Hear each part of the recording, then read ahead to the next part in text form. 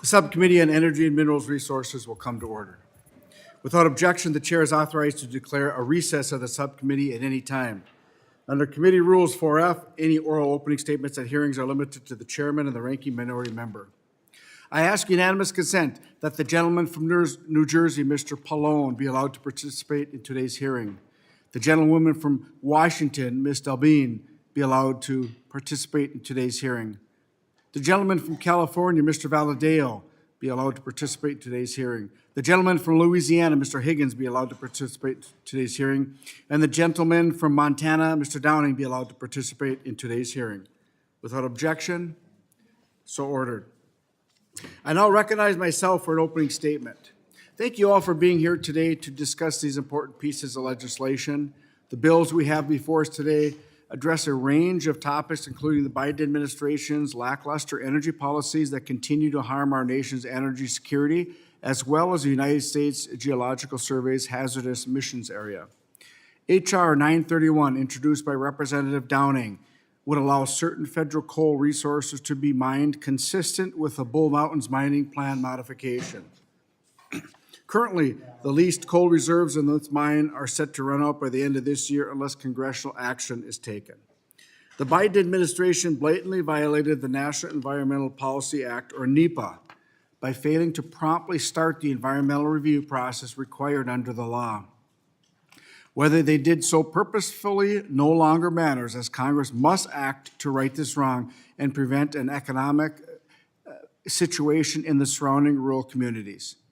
We also have three pieces of legislation to authorize three different hazards programs at the USGS. The bills include H.R. 2250 from Representative DelBene, H.R. 3168 from Representative Valadao, and H.R. 3176 from Representative Begich. These bills would authorize important programs that help save lives and protect our communities, including the National Landslide Hazard Reduction Program, or NILHRP, the 3D Elevation Program, or 3DEP, the National Earthquake Hazards Reduction Program, or NERP, and the National Volcano Early Warning and Monitoring System, NVIEWS. NILHRP and 3DEP play vital roles in mitigating the effects of natural hazards caused by landslides. NEHRP established the Shake Alert application, which provides earthquake early warnings to Americans living and working on the west coast of the United States. NVIEWS monitors and warns communities near and around volcanoes when volcanic activity is imminent. Representative Higgins, H.R. 513, limits the ability of the federal government to lock up offshore oil and gas development, which is critical, not only for our energy security, but also our strategic national security. This bill addresses a similar issue to what my constituents have experienced. I cannot express my disappointment in the Biden administration's decision to withdraw over 225,000 acres in my home state of Minnesota, restricting access to the Duluth complex, which is the largest untapped copper-nickel find in the world. Similarly, in the waning days of his administration, President Biden announced a withdrawal of over 625 million acres on the outer continental shelf. The Biden administration's offshore energy lockups, along with their onshore mineral withdrawals, have cost Americans thousands of good-paying, often union jobs that are economic drivers in our respective local communities. These misguided actions threaten our long-term energy security and only serve to placate radical environmentalists who wish to divert energy and mining production overseas. H.R. 513 nullifies 8 expansive withdrawals from the Arctic to the Gulf, unlocking roughly 40 million barrels of oil and over 175 trillion cubic feet of gas in these areas, according to BOEM. Additionally, the bill would cap future withdrawals at 150,000 acres, limit withdrawals to 20 years, and mandate economic and resource assessments be completed before a withdrawal may take place.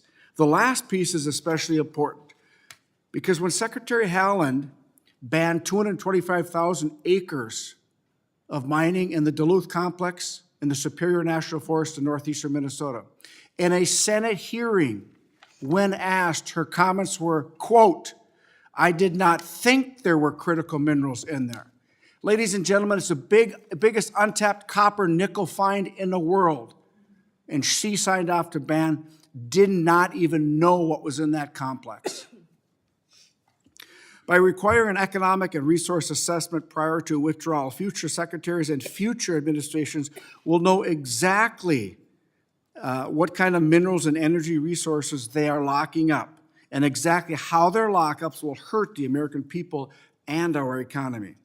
Lastly, Representative Hunt's bill, H.R. 2556, or the CORE Act, would enhance offshore resource assessments with precise resource mapping. By strengthening the Bureau of Ocean Energy Management assessments, the CORE Act reduces uncertainty, bolsters U.S. leasing competitiveness, and will deliver benefits to taxpayers and coastal communities. Together, these bills shatter arbitrary barriers, restoring America's offshore energy supremacy. And I look forward to hearing from our witnesses on these bills, and will now yield to the ranking member for her opening statement. Good afternoon, everyone. It's nice to see you, Chair Stauber. I wanted to start off, thank you, with a special thank you to Dr. Walter Cruikshank for being here today. I understand that you are nearing retirement after a 4-decade-plus long career in public service at the Department of the Interior, and we are very grateful for your service. We are here today to discuss 6 bills in the subcommittee's jurisdiction, 2 on offshore drilling, 1 on a controversial coal mine, and 3 bipartisan United States Geological Survey Hazard Program reauthorizations. Let's dive in, starting with offshore drilling. I will start by saying clearly, there is no energy emergency, and we do not need to expand unfettered, unregulated fossil fuel development. The United States is already producing more oil and gas than any country in history, and yet energy costs are still pinching at Americans' pocketbooks. This phenomenon has a simple explanation. Prices are high because the oil industry does not put America first. They put profits first. Big Oil is already sitting on nearly 2,000 unused leases in the Gulf, covering almost 10 million acres of federal waters, just waiting for the price per barrel to go up before producing so they can make more money. Yet Republicans are giving them even more control of your coasts and waters with H.R. 513. This bill overturns Biden and Obama-era protections against offshore drilling for the Atlantic and Pacific coasts, for the Arctic, and for the Bering Sea Climate Resilience Area, an area co-managed by tribes to protect fishing grounds and other resources. Notably, this bill leaves intact the Trump-era protections for the coast of North Carolina, the Southeast, and the Eastern Gulf because Republicans know backlash from their own party would be unbearable. And Republicans are not stopping there. To make development even more enticing, Republicans would have taxpayers subsidize even more of the cost of doing business, like exploratory testing.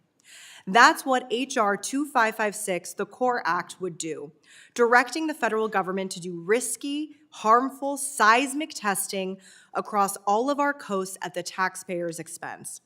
This is on top of $15 billion in direct subsidies that we already give to the fossil fuel industry every single year. And meanwhile, this administration and its friends in Congress are firing critical agency staff while slashing budgets to the bone. Our federal agencies will have to make hard decisions with their limited resources, like choosing between sending staff out to do safety inspections on oil rigs or having them do exploratory testing on the industry's behalf. Is this really how the American people want to spend their own money? Cutting essential safety checks so that we can pay for big oil's exploration? Republicans will stop at nothing to give away our public lands and waters to the dirty fossil fuel industry, just hoping that this time the industry will be nice to us in return. That's just what is happening in H.R. 9312. This bill would authorize the expansion of the Bull Mountains mine, which produces federal coal in Montana.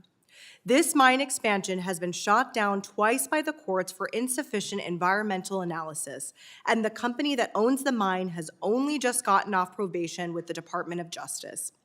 The cherry on top, the coal mine that this mine produces is exported. It's not even for American energy, but we know how this ends. These efforts will not end with lower prices, but with more pollution, more disease, more climate chaos, and the rich getting richer while you pay their bills. I remind my colleagues here and the American public at home that we do not have to stay stuck in this loop. Fossil fuels are not our only option. Renewable energy is cheaper and just as reliable as fossil fuels, and that's without factoring in the extra cost of cleaning up oil spills or hospital bills for pollution-induced asthma. We can and we must do better. Finally, I'm happy to support the 3 natural hazard reauthorization bills, although I would like to remind my colleagues across the aisle that we are actively seeing the president go outside of his authority to kneecap nearly all of Interior, including the USGS employees who are implementing these essential programs. Thank you, and I yield back. Thank you very much. Now I will begin our member panel to allow bill sponsors to speak on their legislation. I will now recognize Mr. Hunt from Texas's 38th Congressional District for his testimony on his bill. Mr. Hunt. Thank you, Mr. Chairman, and thank the witnesses for joining us today.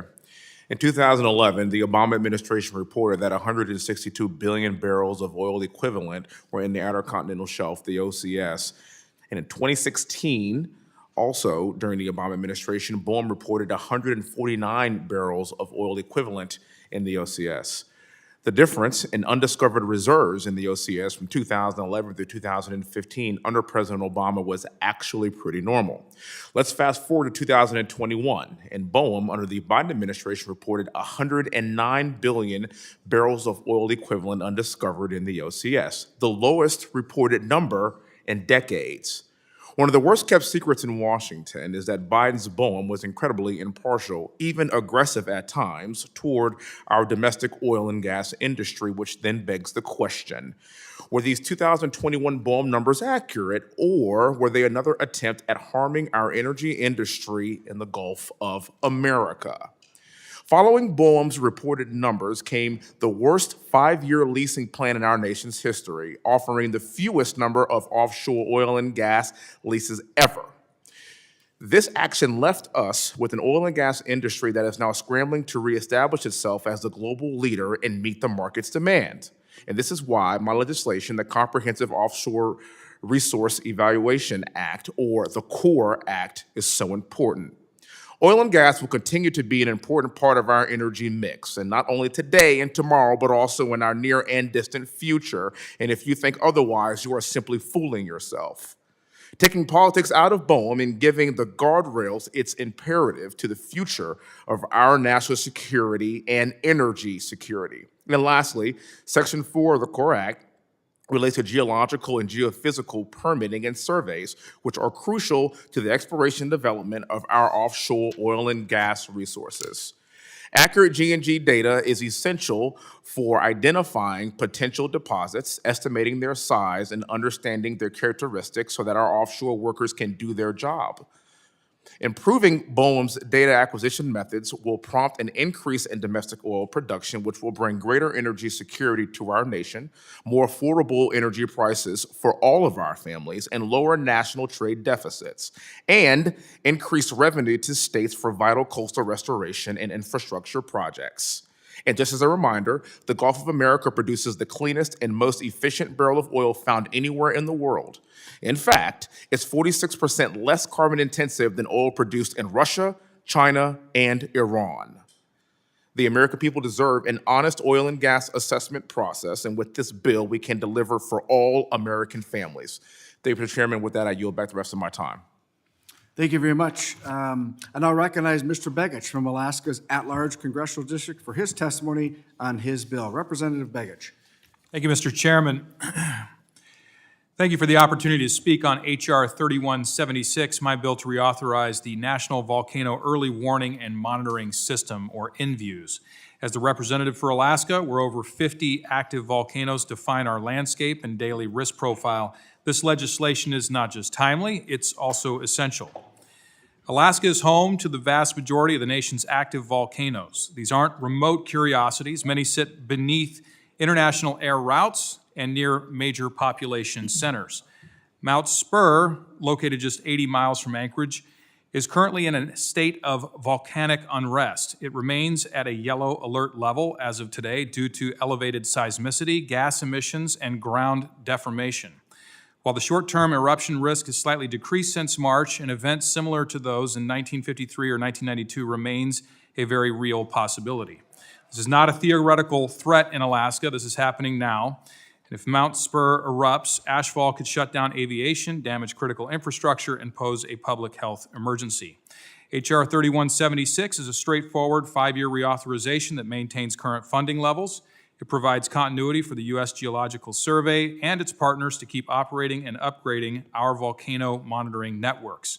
It prioritizes instrumentation at high-threat volcanoes, ensures rapid data transmission, and supports real-time coordination with state agencies and emergency responders, all of which are especially critical in remote high-risk states like Alaska. Volcanic hazards are not hypothetical, they are active and present. Mount Spur's activity today underscores the need for preparedness over complacency. Early warnings save lives, protect property, and reduce the cost of emergency response. In Alaska, where terrain, distance, and weather already complicate disaster logistics, this system gives us a fighting chance. The National Volcano Early Warning System has always had bipartisan backing. This reauthorization is a pragmatic, measured step that keeps a proven system running without expanding scope or increasing appropriations.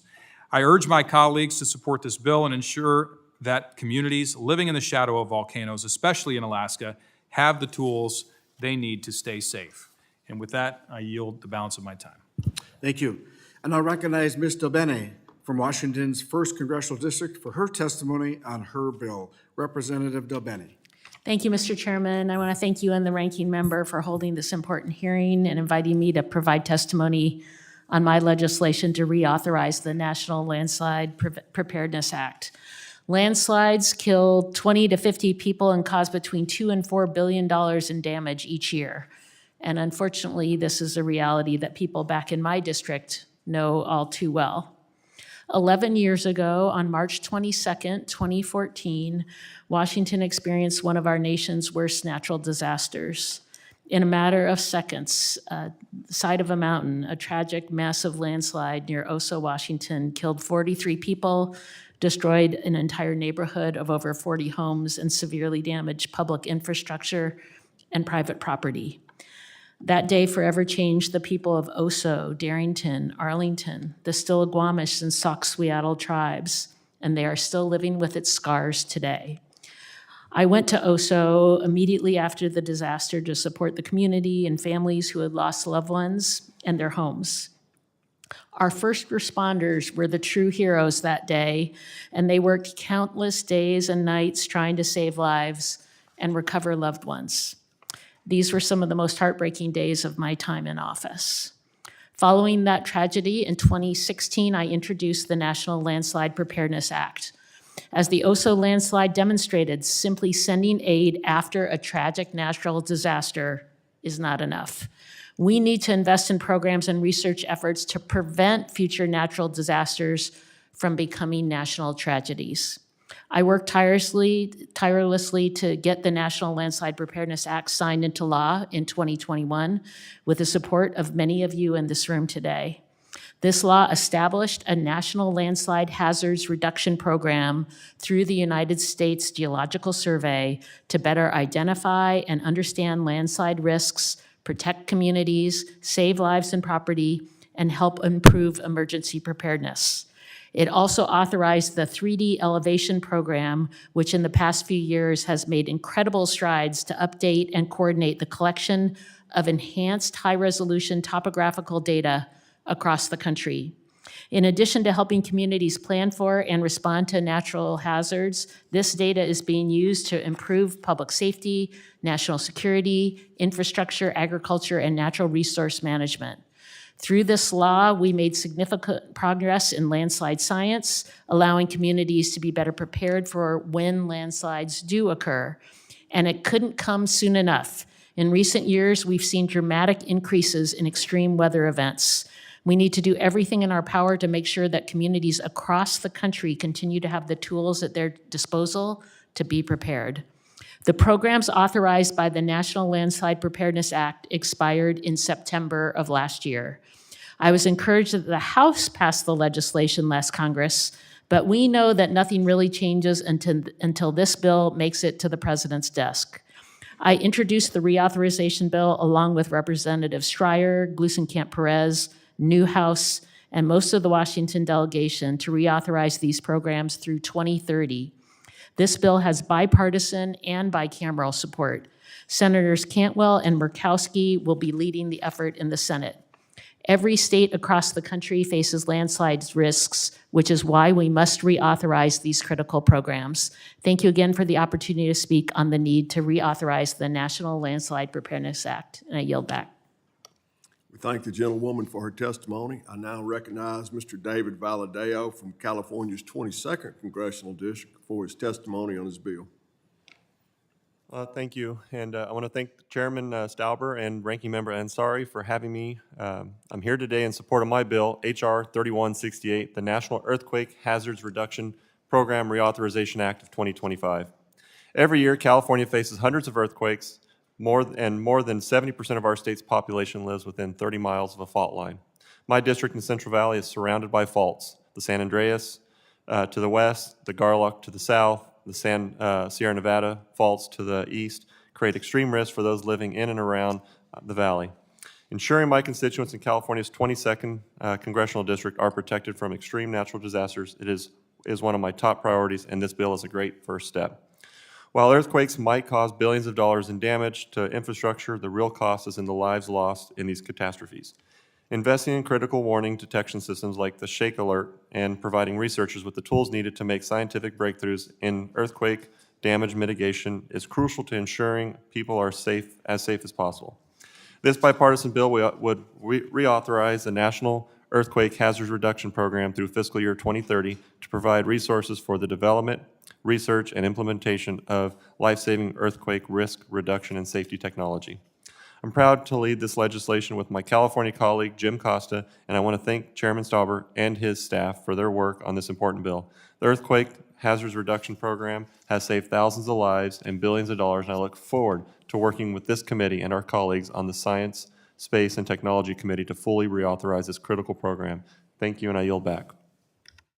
I thank the gentleman for his testimony. I now recognize Mr. Clay Higgins from Louisiana's 3rd Congressional District for his testimony on this bill. Thank you, Mr. Chairman, and I thank the ranking member for allowing me an opportunity to weigh on to today's subcommittee hearing. The production of reliable, transportable, and affordable energy product is a cornerstone of economic prosperity, and it's a topic that my bill seeks to address. H.R. 513, the Offshore Lands Authorities Act. America has a responsibility to lead the world in the effort of energy production, and nowhere is the production of oil and gas energy product cleaner than here in the United States. Private and industry innovations, not heavy-handed government mandates, have allowed the United States to become a global leader in emissions reduction. However, my colleagues across the aisle have for decades sought to align the federal government against the oil and gas and petrochemical industries. In the final days of his administration, Joe Biden furthered that agenda with the withdrawal of over 625 million acres of federal waters from leasing and potential development. Closing those offshore lands to energy producers does not change the demand for reliable energy product, nor does it reduce overall production of oil and gas on a global scale. What the Biden drilling ban does is shift energy production to foreign producers, raises energy costs for American families, and threatens jobs and economic growth domestically. When President Biden closed 625 million acres on the outer continental shelf to American producers, there was 0 acres closed in Russia and China. The federal government should be a partner to America's energy industry, not a predator. That's why I introduced H.R. 513, the Offshore Lands Authorities Act, with Congressman Hunt, who serves on this subcommittee, and many other conservatives. Our bill repeals the Biden drilling ban and helps codify the action President Trump took on day one to unleash America's potential to produce clean, abundant, and affordable energy. The Offshore Lands Authorities Act also establishes guardrails to provide predictability and consistency in future leasing. The bill safeguards America's role as a leader in energy production, enacts boundaries on any future land withdrawal, and increases congressional oversight on decisions made through the Outer Continental Shelf Lands Act. Continued energy exploration and development of offshore lands requires stability in the leasing process. Radical pendulum swings driven by political disdain for the oil and gas industry or support, that swing threatens America's energy and economic security because it reduces consistency and reliability in leasing. Congress should take action to protect responsible energy production, restore production in American policies, and safeguard access to leased federal lands and waters. Our legislation accomplishes this goal, and I encourage my colleagues to strongly support H.R. 513, the Offshore Land Authorities Act. Mr. Chairman, I ask unanimous consent to introduce a letter from Americans for Prosperity in support of my bill. Without objection, I yield, sir. Thank you. gentleman yields. Chair now recognizes the full committee chairman, Mr. Bruce Westerman, for an opening statement. Thank you, Mr. Chairman. Appreciate the for holding this hearing and for shepherding these important bills forward, and Representative Stauber's leadership on that. You know, U.S. peak energy demand is now projected to grow by as much as 128 gigawatts through 2029, which is a five-fold increase from earlier forecasts. Now more than ever, long-term American energy dominance is essential to our economic and our national security. To meet this skyrocketing energy demand, we must increase energy production everywhere, including on our federal lands and waters. While the federal government owns 61% of America's onshore and 99% of America's offshore mineral estate, only 25% of domestic oil and 11% of domestic natural gas come from federal lands and waters. Responsibly utilizing these resources is critical to America's social and economic future. H.R. 2556, the Core Act of 2025, introduced by Representative Hunt, would help address these concerns by transforming how we map America's offshore energy wealth. The Core Act mandates state-of-the-art tools such as artificial intelligence, quantum computing, and seismic surveys to locate and assess oil, gas, and minerals like polymetallic nodules and ferromanganese crust. The bill also requires offshore resource inventories every 5 years, evaluating jobs, global market impacts, and withdrawal effects while fostering collaboration with neighbors like Canada, studying shared reservoirs, and settling border disputes diplomatically. This analysis will sharpen our competitive edge and ensure U.S. leasing practices are attracting investment, not sending producers overseas. H.R. 513, introduced by Representative Higgins from Louisiana, would also support long-term energy dependence by lifting overly expensive offshore withdrawals, ensuring access to offshore resources for future generations. H.R. 513 would also set common sense limits on the size and duration of any future offshore withdrawals, guarding against unilateral decisions that weaken America's energy future. Together, these bills empower America with clear-eyed strategic energy policies for a resilient, thriving future. Representative Downing's H.R. 931 would finally allow access to federal coal reserves at the Bull Mountain Mine in Montana.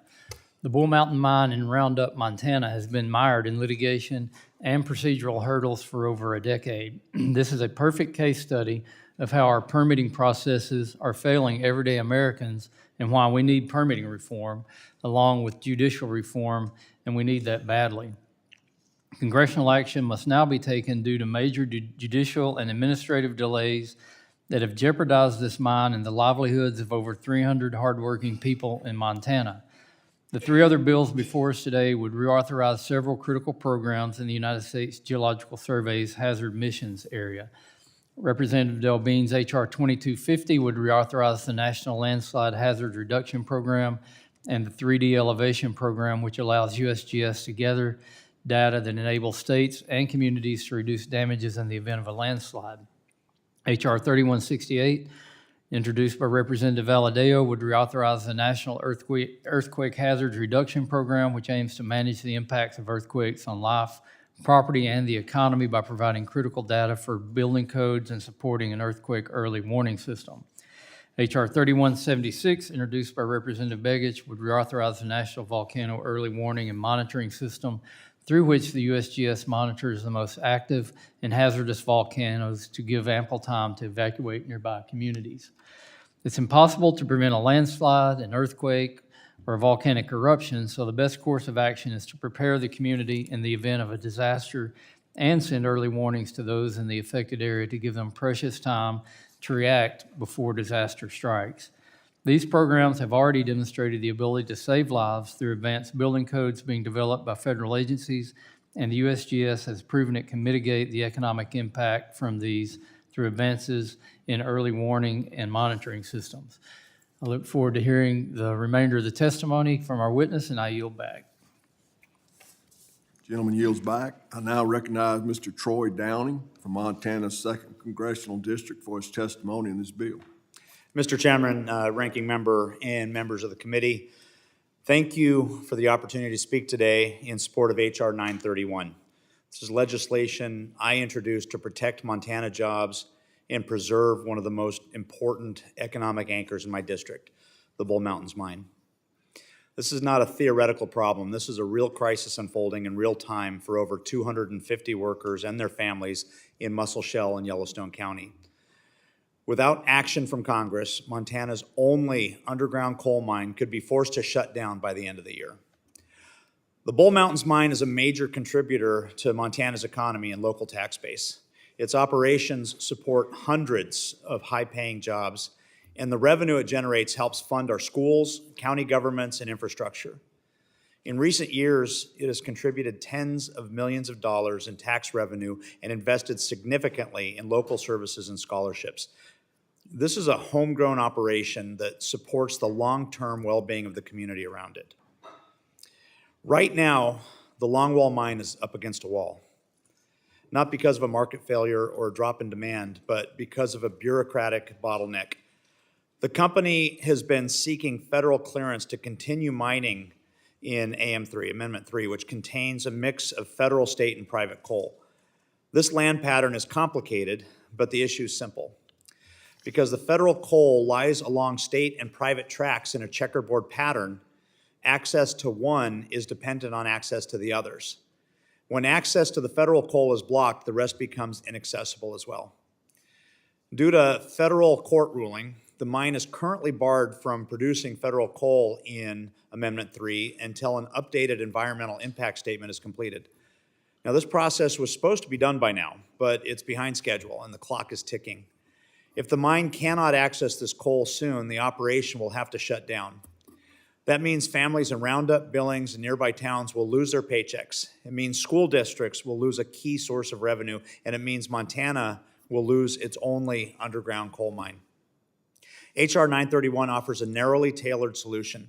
The bill allows mining on a limited section of federal land to keep the mine running while the federal review process continues.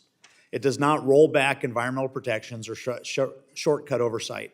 The mine remains subject to state and federal regulations, and every ton of coal will be mined under the same safety and environmental standards already in place. This bill is about saving jobs and protecting a community that has done everything by the book. The mine has gone through years of environmental reviews, spent millions to meet regulatory requirements, and made every good faith effort to stay in compliance with federal law. What it needs now is a clear path to keep operating while the federal government finishes its paperwork. The stakes are high. Mining in the AM3 lease area has already been disrupted. Private coal seams are nearly exhausted. Workers are being idled, and there's no backup plan if the mine closes. The region cannot afford to lose this economic driver, and the workers cannot afford to be left waiting on yet another delay. HR 931 has broad local support. It is backed by state leaders and community members who understand just how important this mine is to our part of the country. They know this legislation is the only way to keep the mine operational in the short term. This is a simple solution to a solvable problem. I urge the committee to act swiftly to advance this bill. Let's make sure these workers stay on the job, their families stay in their homes, and their communities stay strong. Thank you, Mr. Chairman. I yield the remainder of my time. Gentleman yields back. I thank the gentleman for his testimony. We'll now move to our second panel, which is comprised of one witness. Let me remind the witness that under committee rules, they must limit their oral statements to 5 minutes, but their entire statement will appear in the hearing record. To begin your testimony, please press talk, the talk button on the microphone. We're using timing lights. In my previous life, I explained the red light system to a lot of people driving across South Mississippi. But today it'll be just a little different. So when using these lights, you'll begin with the turn of the green. When you have 1 minute remaining, the light will turn yellow. At the end of the 5 minutes, the light will turn red, and I will ask you to please complete your statement. You can go right here. Skip this one. Okay. All right. Dr. Cruikshank, you are now recognized for 5 minutes of your testimony. Mr. Chairman, Ranking Member Ansari, and members of the subcommittee, thank you for the opportunity to appear before you today to discuss the Comprehensive Offshore Resource Evaluation Act and the Offshore Lands Authorities Act of 2025. The department has also submitted statements for the record on the other bills you're considering today. From his first day in office, President Trump has prioritized a revitalization of domestic energy production to stimulate economic growth and strengthen our national security. His executive order, Unleashing American Energy, reaffirms the national interest in maximizing the use of affordable, reliable domestic energy resources. The order establishes a clear policy directive to promote energy exploration and production on federal lands and waters, including the Outer Continental Shelf, to meet the needs of the American people and solidify U.S. global energy leadership for generations to come. As the federal OCS steward, the Bureau of Ocean Energy Management plays a central role in implementing this policy. Our mission is to manage the development of the nation's offshore energy and mineral resources in an economically and environmentally responsible manner. Offshore energy development is a vital component of U.S. national security and a critical driver of American prosperity. Offshore activities support hundreds of thousands of jobs and provide a significant share of U.S. energy production. Last month, at the direction of Secretary of the Interior Doug Burgum, BOEM issued a request for information and comments, the first step in the development of the 11th National OCS Oil and Gas Leasing Program. The request for interest marks the beginning of a multi-year process that involves robust public engagement and multiple rounds of detailed analysis for the Secretary to consider while rendering his final program decision. While we remain committed to completing the 3 Gulf of America lease sales outlined in the current National OCS program, we are moving forward with developing a new schedule that aligns with the President's directive to maximize the use of OCS energy resources. BOEM conducts a national assessment of undiscovered technically recoverable resources and undiscovered economically recoverable resources every 5 years. This assessment informs energy policy, including development of the National OCS program, and contributes to the comprehensive inventory reports submitted to Congress. BOEM's most recent assessment, completed in 2021, estimated mean undiscovered technically recoverable volumes of almost 69 billion barrels of oil and 229 trillion cubic feet of natural gas across the entire Outer Continental Shelf. Preparations for the 2026 assessment are underway, incorporating the latest geologic, geophysical, and economic data to ensure accuracy and transparency.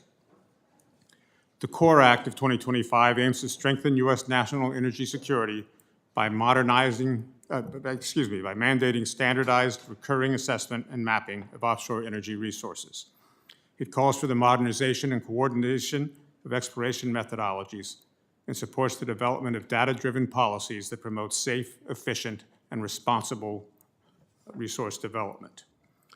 BOEM welcomes the objectives of the CORE Act and recognizes the value of enhanced interagency coordination and improved transparency in offshore resource evaluation. BOEM would welcome the opportunity to work with the subcommittee and the bill's sponsor on technical aspects of the bill. The Offshore Lands Authorities Act of 2025 seeks to restore access to approximately 625 million acres that prior executive actions had withdrawn from energy development. As drafted, the act would nullify certain OCS withdrawals put in place by former Presidents Obama and Biden and subsequently rescinded by President Trump. The act also places limitations on future withdrawals by placing limits on how much acreage a president can withdraw, limiting the time frame of future withdrawals to no more than 20 years, and ensuring that such decisions are grounded in thorough geological, economic, and national security assessments. BOEM strongly supports overturning the OCS administrative withdrawals that unnecessarily impede American energy development, and generally supports the intent of the Offshore Lands Authorities Act to establish a more predictable framework for offshore resource management to enhance regulatory certainty, encourage investment, and promote long-term planning in offshore energy development. As BOEM carries out its mission, we remain committed to meeting the high standards of this administration and Congress. Expanding offshore energy capabilities is vital to providing affordable energy for American consumers, creating high-paying jobs, and reducing our dependence on foreign adversaries. On a personal note, I've lost count of the number of times I have sat at this table over the years, but this will likely be my last. It has always been an honor to appear before the subcommittee and to work with its staff, and I am sincerely grateful for the support this subcommittee has provided to our various programs to ensure that the nation's energy and mineral resources are responsibly managed to the benefit of the American people. Thank you for the opportunity to testify today, and I would be pleased to answer any questions that you may have. Thank you, sir, and thank you for your service to this country. The chair now recognizes the gentleman from Louisiana, Mr. Higgins, for his 5 minutes of questioning. Thank you, Mr. Chairman, and I appreciate your assessment, Doctor. Would you mind just speaking to what respectful of inquiries from across the aisle and sort of the narrative of opening up leasing? One of the common refrains that we address at town halls and et cetera is that what about the claim that some leases remain unused? And I have to clarify regarding the inconsistency and that the withdrawal of lands had created, and the requirement for reliable commitment contractually with exploration and potential extraction. There's time and money involved here. It's not easy to move forward with a lease if there's no stability in the considered areas, and so the investment to explore, identify, and extract requires a stable leasing environment. And from your position, I realize you'd be limited perhaps on how you can speak to this, but I'd like you to address that, the difference between where we were and where we're going with the stability of offshore leasing and what it would mean to the American energy industry and therefore to the American economy. Yes, sir. I will start by saying that the information on leases we make available identifies the number of leases that have been issued and the numbers that are producing.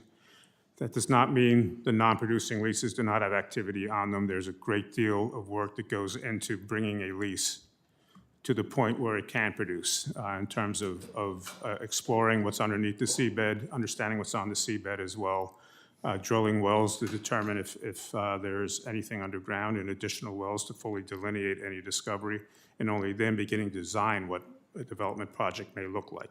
So it can take 5 to 10 or more years to bring a lease into production, and so many of the non-producing leases actually have quite a lot of activity on them, and others are part of companies' portfolios that will allow them to act based on new information and new technologies as they become available. To compare where we were to where we are, we are currently implementing the 5-year leasing program of the previous administration that called for 3 lease sales in the Gulf of America across 5 years. President has made it clear that he does not believe that's a sufficient number of lease sales, and we have started the process to develop a new schedule of oil and gas leasing. I cannot say at this time how many lease sales will be in that program. That is something that will be determined over the course of the process, but we are undergoing the process now to put together a new schedule.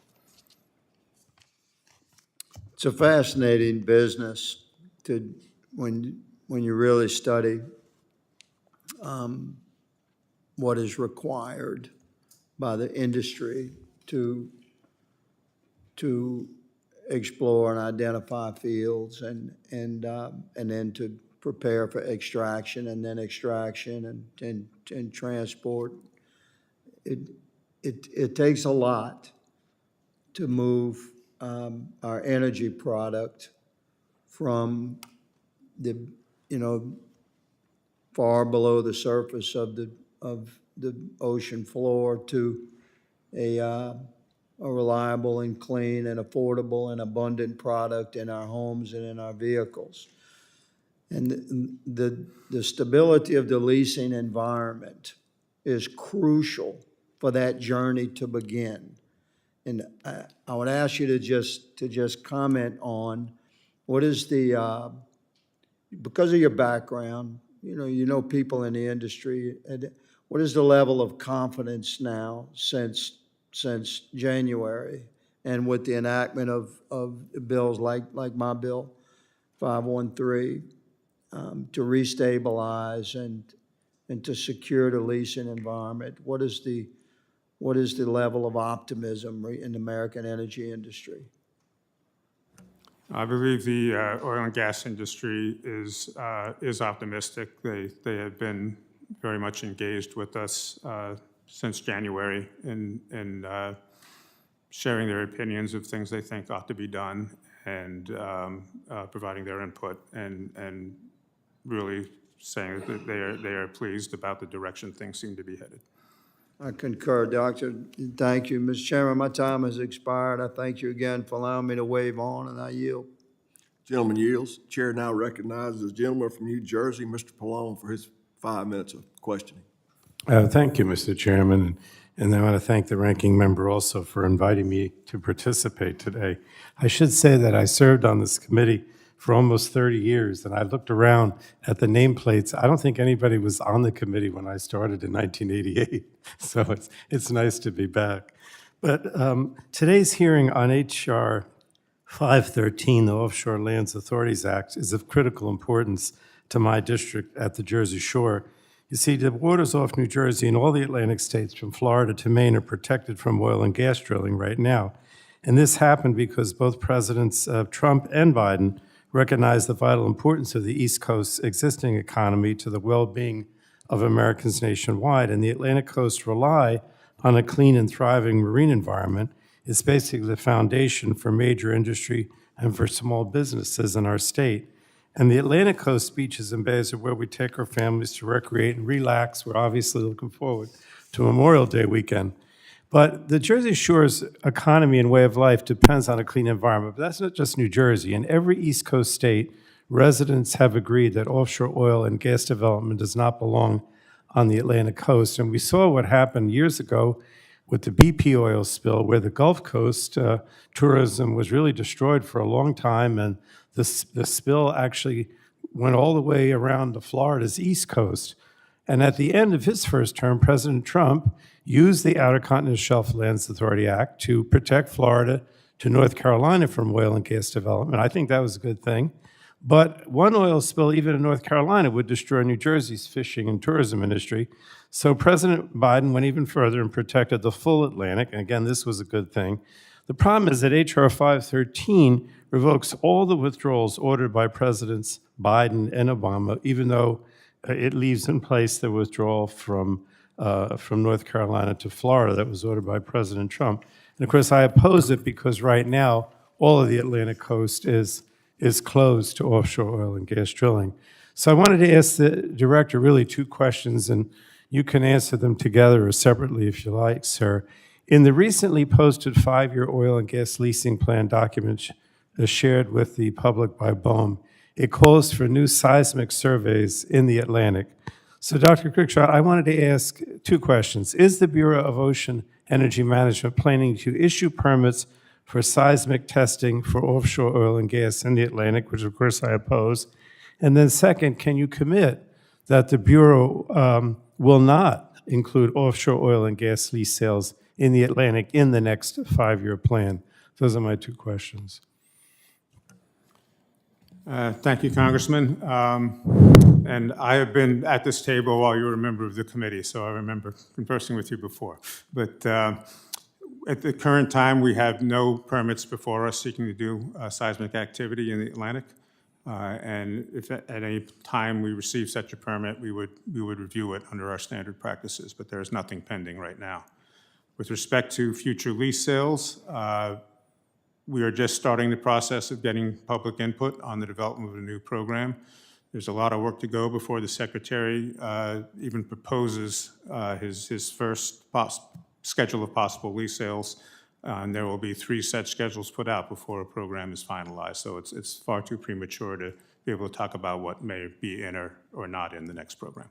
Well, I guess what I don't understand, I guess your third question now, is if right now the law says there is no offshore oil and gas leasing permitted on the Atlantic coast, why would you even entertain if someone came forth asking for a permit for seismic testing or to do offshore oil and gas sales lease? Why would you even entertain that, given that the current law says that those are not allowed? Under the OCS Lands Act, when we start the process, we provide the Secretary information on every planning area, regardless of its current legal status, so that he can do the balancing that's called for under that act in coming up with his proposals. We also know that the status of any particular area can change. Obviously, we would not hold a lease sale in an area where the law says we cannot do so. But the Secretary has the ability to consider the potential of areas just in case the legal standing of areas changes over time. Well, my time is almost out, Mr. Chairman, but I just want to say again that the possibility of either seismic testing or the drilling is extremely alarming to me, and I know to my constituents, and we would obviously oppose it. So thank you, Mr. Chairman, for the opportunity. Gentleman yields. I now recognize myself for 5 minutes. After the past few months, the United States has finally seen positive change to unleashing our country's energy production. From the harmful Biden EOs we're overturning and new policies coming out of the Trump administration to today's hearing, jobs are being restored, businesses are beginning to thrive again, and we're on track to energy independence once again. Our nation will no longer be dependent on foreign adversaries for our everyday necessities. Dr. Cruikshank, you state in your testimony that 1.3 billion barrels of oil have been added after realizing new reserves across fields in the Gulf of America. How is it from 2021 to 2025, the Bureau of Ocean Energy Management, BOEM, added 1.3 billion barrels of oil equivalent, but from 2016 to 2021, reports issued under Biden that BOEM seems to have lost 18 billion barrels and 86 trillion cubic feet of gas? Mr. Chairman, the two numbers are a little bit like comparing apples and oranges. The increase we're talking about was I'm sorry. Mr. Chairman, it's a little bit like comparing apples and oranges, the two sets of numbers. The first numbers you were talking about talked about the proven reserves, the amount of oil that had actually been discovered over time, and we took a look at the various new discoveries across the Gulf of Mexico in particular, and found that those discoveries had proven 1.3 billion barrels of oil equivalent since 2021. But that's based on the actual drilling results and discoveries. The other number you were talking about was an estimate of undiscovered resources, things that had yet to be found.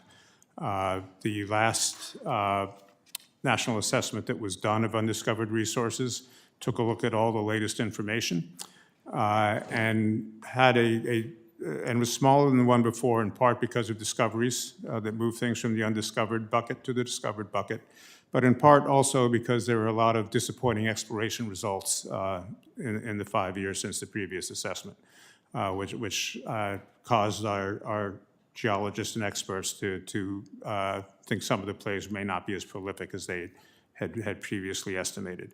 But recognize those estimates are a snapshot in time. As we get more information from additional drilling, as new technologies become available that make more things technically recoverable that may not be now, those numbers can change a great deal. And as an example of that, I'll note that when I first started out, there was nothing in more than about 400 meters of water considered technically recoverable. But we now know that much deeper waters are the source of the majority of production in the Gulf of America.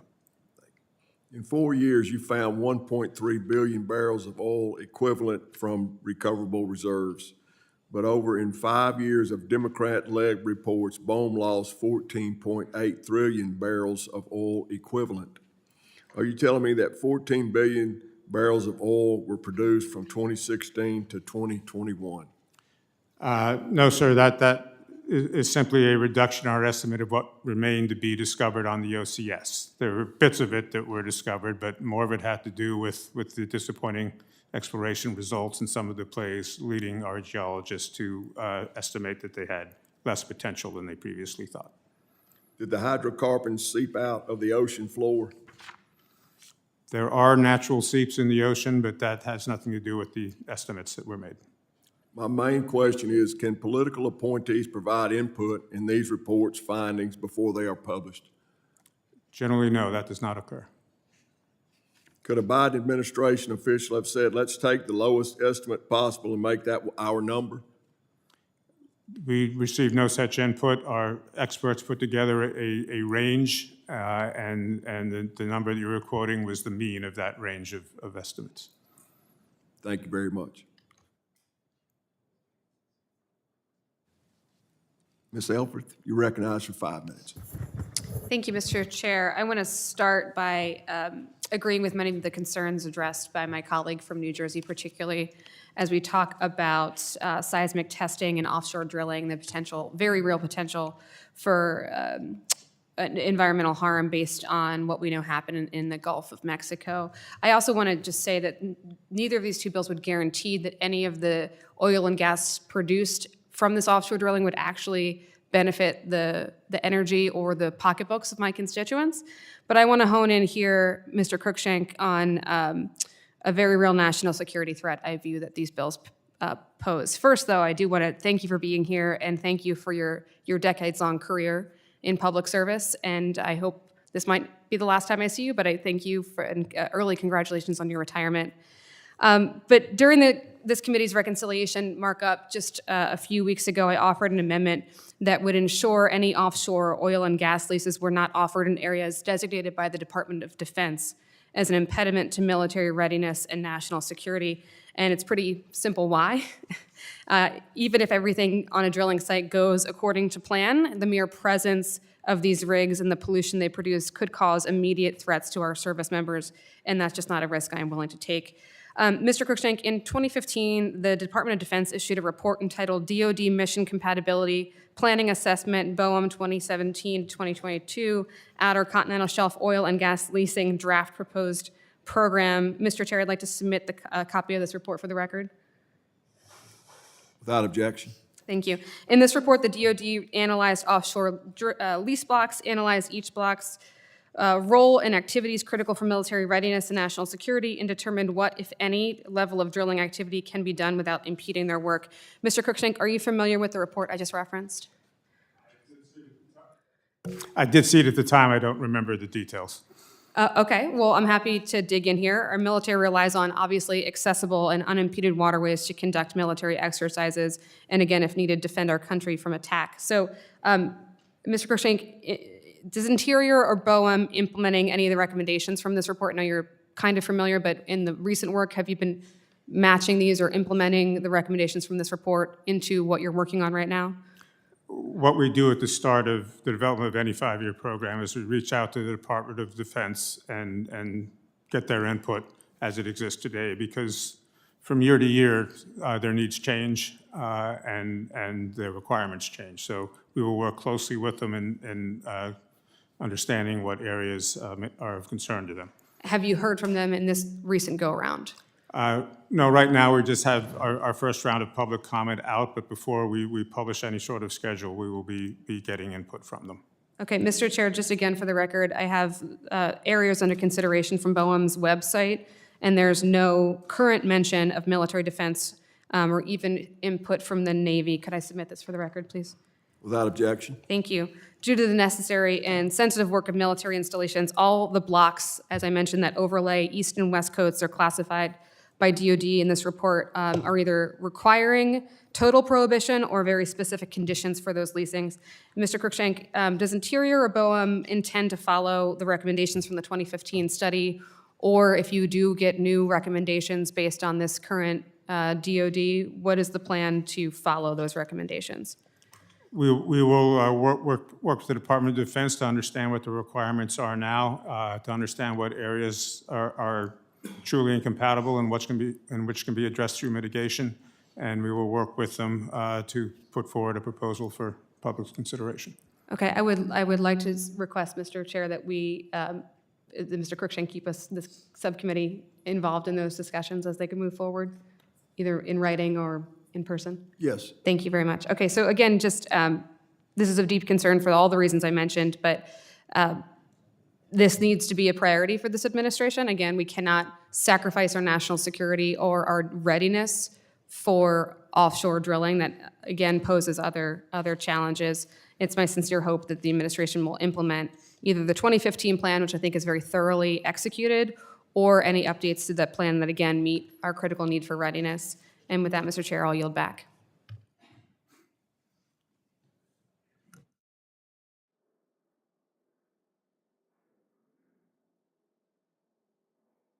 Okay, I will yield to Mr. Hurd, Representative Hurd, 5 minutes of questioning.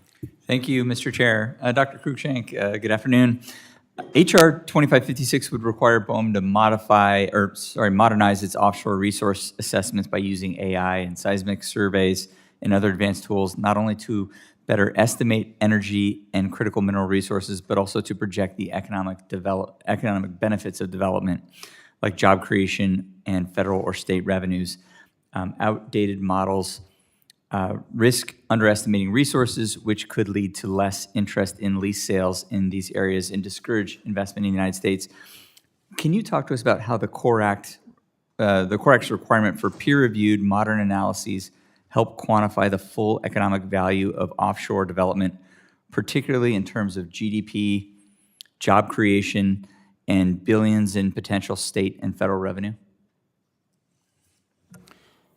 I believe what the peer review the Core Act called for is over the geologic modeling itself and coming up with the estimates, and that is something we are accustomed to doing. We have gone to the Society of Petroleum Engineers before to have their expert committees peer review our methodologies for coming up with those resource estimates. The models that we use then to estimate economic benefits that may come from development of those resources are made publicly available, usually through the development of the five-year program, and we receive comments from across the board on those. Could this lead to more targeted and economically strategic leasing decisions? The better information can always assist us in making better decisions. Okay. And in what areas, geographic or technological, do you see the greatest potential for unlocking resources? Well, right now, if you look at where we have estimated the undiscovered resources to be, the majority are in the Gulf of America or offshore Alaska. And can you think of any new strategies that BOEM could use to unlock untapped offshore assets and strengthen America's position in global markets? Generally, the main tool at our disposal is to make areas available for the private industry to explore. Okay. Thank you very much for your testimony today, and congratulations on this being your final hearing. So with that, Mr. Chairman, I yield back. Thank you very much. The chair now recognizes Representative Rivas from California's 29th District. You're recognized for 5 minutes of questioning. Thank you, Mr. Chair, for recognizing me. As we saw during our reconciliation markup, my Republican colleagues and President Trump are pushing for at least 30 offshore oil and gas lease sales over the next 15 years and 6 lease sales off the coast of Alaska. They're ripping away solely needed funding to agencies like BOEM and NOAA, which provide resources and research for our local economies and ensure our environment is protected for all. They're stripping away the ability of judicial review and key provisions of NEPA that give underserved communities a voice. They're even mandating a protest filing fee if any member from these communities has an issue with their projects. These efforts are just some of many meant to dirty our water, pollute our air, and silence our communities. I think about what this means for frontline environmental justice communities like mine in the San Fernando Valley, those in the Central Valley of California, and in Cancer Alley on the Gulf Coast. Can you commit to ensuring that comprehensive community consultation on the oil and gas leases that BOEM will oversee? Yes or no? Yes, the program development process really requires robust public participation throughout. There are 3 different periods where we get public input on what we should be looking at and what we should be analyzing, and we take those comments very seriously. So you are saying that there will continue to be community input in these in environmental justice communities around these leases, oil and gas leases? All of the public, all communities are welcome to participate as we develop the next program. Okay. I think that, these, for decades, these communities are, have been burdened with these hazardous industries with high cancer and asthma rates. And I think it's very important to continue to allow the communities to speak out and not shorten this process in any way, or for there to be a way to get out of it, like I felt was happening during our markup in the bill. And I just want to make sure that we take these communities' input into consideration on these issues. So I yield back. Thank you very much. I will now recognize our ranking member, Representative Ansari, for 5 minutes. Thank you. Dr. Cruikshank, I'd like to ask about some extremely concerning reports out of the Gulf about a recent major oil spill. According to CBS News, a leak was first reported as a, quote, well blowout, with witnesses later describing a geyser of oil shooting 30 to 40 feet into the air. The same reporting raises serious concerns about how DOJ cuts could hurt oil spill response. We have one of these former NOAA staff members from the Emergency Response Division here today to testify on the next panel. Since the beginning of this year, reporting has found that around 2,000 employees from NOAA have been laid off or taken early retirement, including members of the team who directly respond to oil spills. Beyond NOAA, I am extremely concerned with the huge numbers of staff at the Department of the Interior who have taken the deferred resignation program, and reports that Tyler Hassan, a former oil field services executive and member of DOJ, is managing plans to conduct these large-scale layoffs. These are staff that run essential programs and services like offshore oil and gas safety inspections and enforcement for incidents like this most recent spill, and others like the USGS Hazards Program, which we are looking to reauthorize on a bipartisan basis here today, that protect communities from landslides, earthquakes, and volcanoes. Mr. Cruikshank, I want to make clear that I'm grateful to career staff like you who have served to carry out the goals of the president, regardless who that president may be. You carried out the objectives of President Biden, and now you're carrying out the work and objectives of President Trump. With that in mind, I'd like to ask a few questions. In addition to your role as acting director of the Bureau of Ocean Energy Management, you served as acting assistant secretary for Land and Minerals Management from February 28th to April 10th. In this role, in addition to BOEM, you oversaw the Bureau of Land Management, the Office of Surface Mining Reclamation and Enforcement, and importantly, the Bureau of Safety and Environmental Enforcement. Dr. Cruikshank, did you engage with any DOGE employees during your time as Assistant Secretary or in your current role as Acting Director of BOEM? And can you briefly describe your engagement? Yes, my engagement was largely in terms of representing BOEM in talking with them. And during the period that you mentioned, the focus was really on contracts at that point and what contracts should be terminated and which one should be continued. And can you please provide us with an update on how many staff at the Bureau of Ocean Energy Management have taken buyout or early retirement offers? We don't have a final number on that yet, but it's in the neighborhood of 100 people. And how many employees took the buyout, early retirement, or were fired at the Bureau of Safety and Environmental Enforcement while you oversaw the department from February 28th to April 10th? I do not know the numbers for Bessie. Those numbers really would have been revealed after I was no longer acting assistant secretary. Okay, and Dr. Cruikshank, can you confirm that no staff responsible for essential services like offshore safety and enforcement will be laid off as part of the agency's reduction in force? I have not seen the workplace efficiency plan as yet. As you know, there's a temporary restraining order that has kept that from being circulated within the department. So I don't know what's in that, but I know that the department has as a priority making sure that operations offshore are done safely and making sure there's an adequate workforce to be able to do that. Dr. Cruikshank, I just want to say I really appreciate your career service, and I appreciate each of the career employees who have taken early retirement or the buyout or who have been unfairly fired. I understand, Dr. Cruikshank, that you are an institutionalist and are probably personally just as alarmed as I am that 24-year-old DOGE employees are gutting your department. We should all be alarmed by what this administration is doing to undercut federal service, and there will be a time when we have to rebuild BOEM after this, and it will be significantly harder because you are not there. I also, across both sides of the aisle, I think we can all agree that electricity demand is growing. According to a recent S&P Global report, U.S. electricity and demand is expected to surge up to 50% by 2040 due to the growth of data centers, new manufacturing, and electric trends. Regardless of how you feel about any one kind of energy production or another, offshore wind, which your department oversees, will be one of the fastest ways to meet this demand. Really, but there are multiple other projects in limbo, projects that have invested significantly in the U.S. and have meaningful energy generation potential. Why would we slow down these domestic energy projects if the U.S. cannot afford to wait for energy security? So I think that our task is both to try and move forward with energy development, but also to do so in an environmentally responsible way.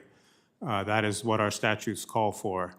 And it is the responsibility of the Secretary of the Interior to take a look at his programs. And if he sees information that suggests that some things may be out of line with what the laws call for, that it's okay to take a pause and take a look and make sure that everything is as it should be before letting them continue.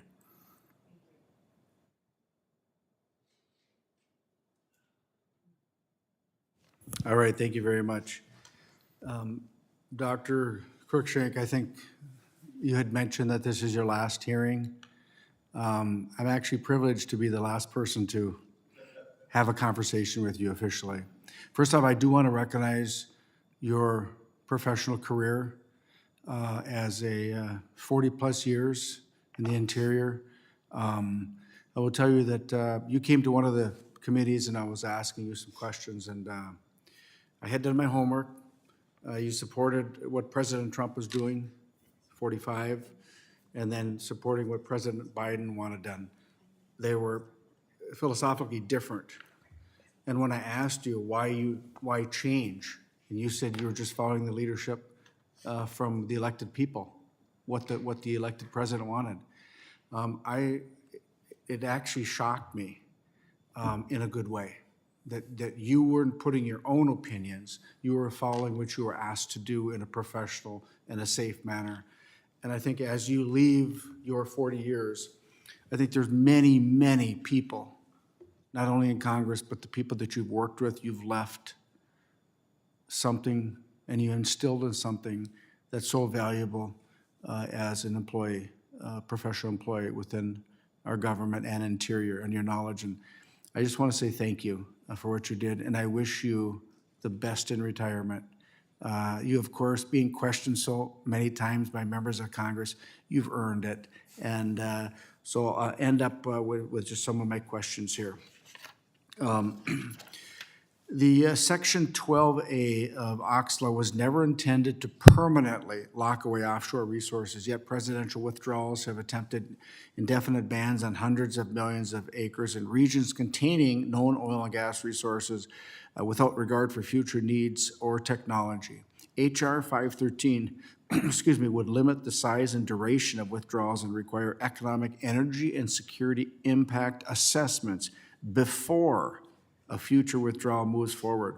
In your view, how could permanent closures impact future generations in terms of lost revenue, energy security, and technological opportunities? Well, depending what areas are put aside and the reasons they are put aside for, clearly if you are permanently withdrawing high resource potential areas from leasing and development, then you are foregoing a lot of potential investment, a lot of potential income. For the future. Yes.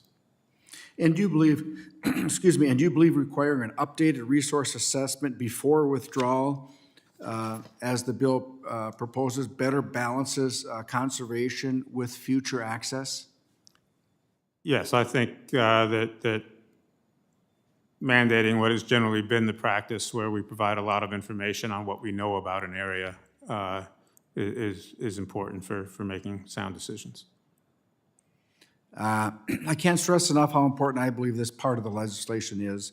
The requirement for an economic and resource assessment to be completed prior to a withdrawal. If an administration is going to take steps to institute a withdrawal, the American people deserve to have a full understanding of its impact. And in my opening statement, I mentioned that the former Secretary of Interior, Secretary Haaland, had no idea when she banned mining in 225,000 acres of the biggest untapped copper nickel find in the world in the district that I'm privileged to represent, Minnesota's 8th Congressional District, the Duluth Complex. In a Senate hearing, she said she had no idea there were critical minerals in there. I think it was so irresponsible for her to do that when we need those critical minerals. Again, the biggest untapped copper nickel find in the world, at the Duluth Complex in northeastern Minnesota. We need those critical minerals. We can lead the world not only in oil and gas extraction, but critical minerals and so much more. And I'm really looking forward to having this piece of legislation not only pass this committee, but get signed into law. It is good for the American people, and it's good stewardship of our oceans and our land. So with that, Mr. Cruikshank, I am done questioning. I will give you, this normally doesn't happen, but I will give you 30 seconds to wrap up, maybe a minute to wrap up your career. Thank you, Mr. Chairman. I appreciate that opportunity, and I appreciate the kind words that you and others of the committee have had. It's 40 years is a long time to be working in one building, but it's. I believe in the mission of the department. I believe in the mission of BOEM, all parts of that mission.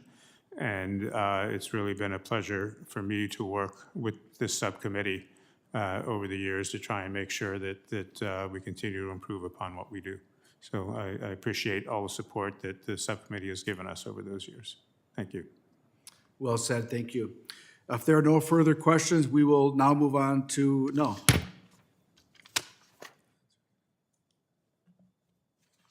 I gotta find where I am here.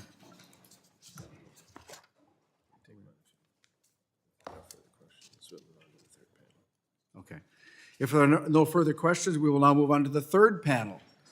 I'd like to thank the witness for his valuable testimony. You are now dismissed. While the clerk resets Our witness table, I will remind the witness that under committee rules, they must limit their oral statements to 5 minutes, but their entire statement will appear in the hearing record. I'd also like to remind our witnesses of the timing lights, which will turn red at the end of your 5-minute statement, and to please remember to turn on your microphones. As with the second panel, I will allow all witnesses to testify before the member questioning.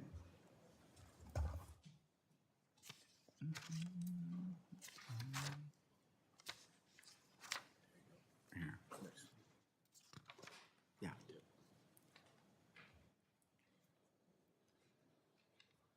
Where's Mr. Dowd?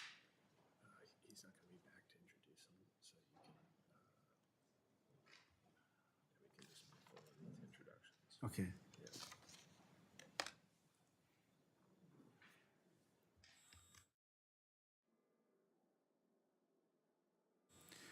Our first witness is Mr. Parker Phipps, and he is the president and CEO of Signal Peak Energy, and he is stationed in Roundup, Montana.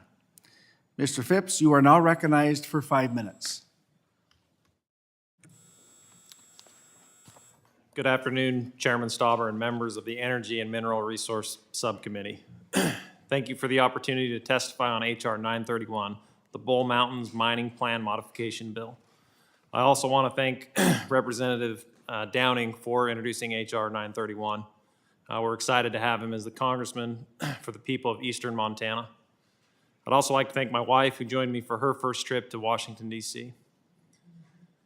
I'm the CEO of Signal Peak Energy, the operator of the Bull Mountains Mine outside of Roundup, Montana. The Bull Mountains Mine contains a very high BTU, low sulfur coal, and coal mining has occurred in the Bull Mountains for nearly 150 years. The Bull Mountains Mine is an underground coal mine which utilizes modern longwall mining techniques. Like much of the western U.S., the surface and subsurface of the Bull Mountains is a combination of federal, private, and state ownership. Signal Peak applied to lease 2,700 acres of federal coal in 2008, and after completion of an environmental assessment, entered into a lease with the United States in 2011 to develop the federal coal. Under the lease, we pay an 8% royalty, with half of the federal royalty going to the state of Montana. In 2022, the last year Signal Peak was allowed to mine federal coal, we paid $31 million in federal royalties. In 2023, we paid more than $93 million in state and local taxes in Montana. We currently employ 250 hardworking Montanans spread out over 17 rural towns. Mining at the Bull Mountains Mine is under a state-approved permit issued by the Montana Department of Environmental Quality. Montana has the delegated authority to administer the Federal Surface Mining Control and Reclamation Act. Because we mine federally owned coal, our mine plan is reviewed by the Office of Surface Mining at the Department of the Interior. As noted in my written testimony, Signal Peak has spent over 13 years seeking approval to mine this leased coal. During that time, OSM has completed 3 environmental assessments, while Signal Peak continued producing coal from private, state, and at times, federal reserves. Litigation has been continuous for over a decade since Signal Peak began mining federal coal in 2015. Over the years, the courts have found fault with just 2 aspects of the thorough environmental review. And until 2023, Signal Peak was able to continue to mine federal coal as OSM worked to fix the NEPA analysis. That all changed in February 2023 when the court again remanded the EA back to OSM for the 4th time. But this time, the court prohibited Signal Peak from mining any federal coal until OSM completed yet another NEPA analysis. OSM told the court in December 2022 that its 4th NEPA analysis on the Signal Peak mine plan would be an environmental impact statement. OSM's initial schedule had the issuance of the final EIS by July of 2024. Unfortunately, OSM has missed its own deadlines and kept delaying the process. They've demanded extra studies that neither the court nor Montana DEQ found necessary. Signal Peak has spent over $3 million in the last 2 years and is still waiting for our EIS. The delay in finalizing the EIS has created a serious problem for the mine. Signal Peak relies on longwall mining because the coal is a mix of federal, state, and private ownership. Being unable to access the federal portions effectively blocks mining in the AM3 permit area. Initially, when we thought the EIS would be complete last summer, Signal Peak modified our mine plan. First, as shown on the map, we started we mined the start of two longwall panels, panel 10 and 11.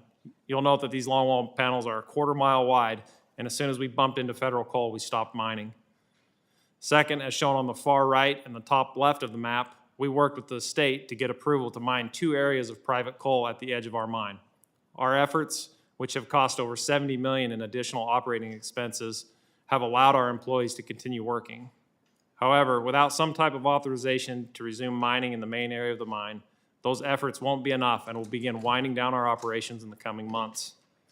That's where HR 931 comes into play.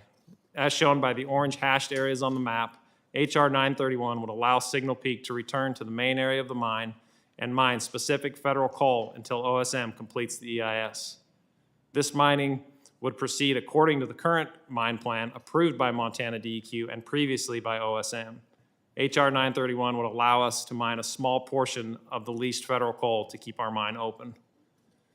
If HR 931 is enacted, Signal Peak will have sufficient coal for the next 18 months of production to provide our workforce with the certainty needed to continue this complex mining process. Thank you for your time today and interest in the Bull Mountains mine. I'm more than happy to answer any questions. Gentleman yields. I now recognize the gentleman from Alaska, Mr. Begich, for 30 seconds to introduce our next witness. Thank you, Mr. Chairman. I'm especially pleased to welcome our next witness, Mr. Mike West, who serves as the state seismologist for Alaska and the director of the Alaska Earthquake Center at the University of Alaska Fairbanks. Mr. West is not only a nationally recognized expert in seismic and volcanic hazards, but also an Alaskan and a constituent. His leadership has been critical to advancing real-time monitoring and hazard mitigation strategies in our state, a place that experiences more earthquakes and volcanic activity than anywhere else in the country. I'm grateful for his service and for the insight he brings today as we examine legislation that will directly impact the safety and preparedness of communities across Alaska and the nation. Welcome to Washington. Dr. West, you're now recognized for 5 minutes. Chairman Stauber, Ranking Member Ansari, I appreciate the opportunity to talk today about earthquake, volcano, and landslide legislation. I direct the Alaska Earthquake Center. I spent 10 years as part of the Alaska Volcano Observatory, and my recent research focuses on monitoring landslides. I feel well positioned for this. The National Earthquake Hazards Reduction Program, known as NEHRP, is one of the most successful pieces of hazards legislation ever. Coming up on its 50th anniversary, it coordinates the efforts of 4 agencies, the U.S. Geological Survey, the National Science Foundation, FEMA, NIST. In my opinion, this is what smart collaborative government looks like. I can paraphrase the goal of NEHRP very simply: reducing the economic impacts and the fatalities of earthquakes.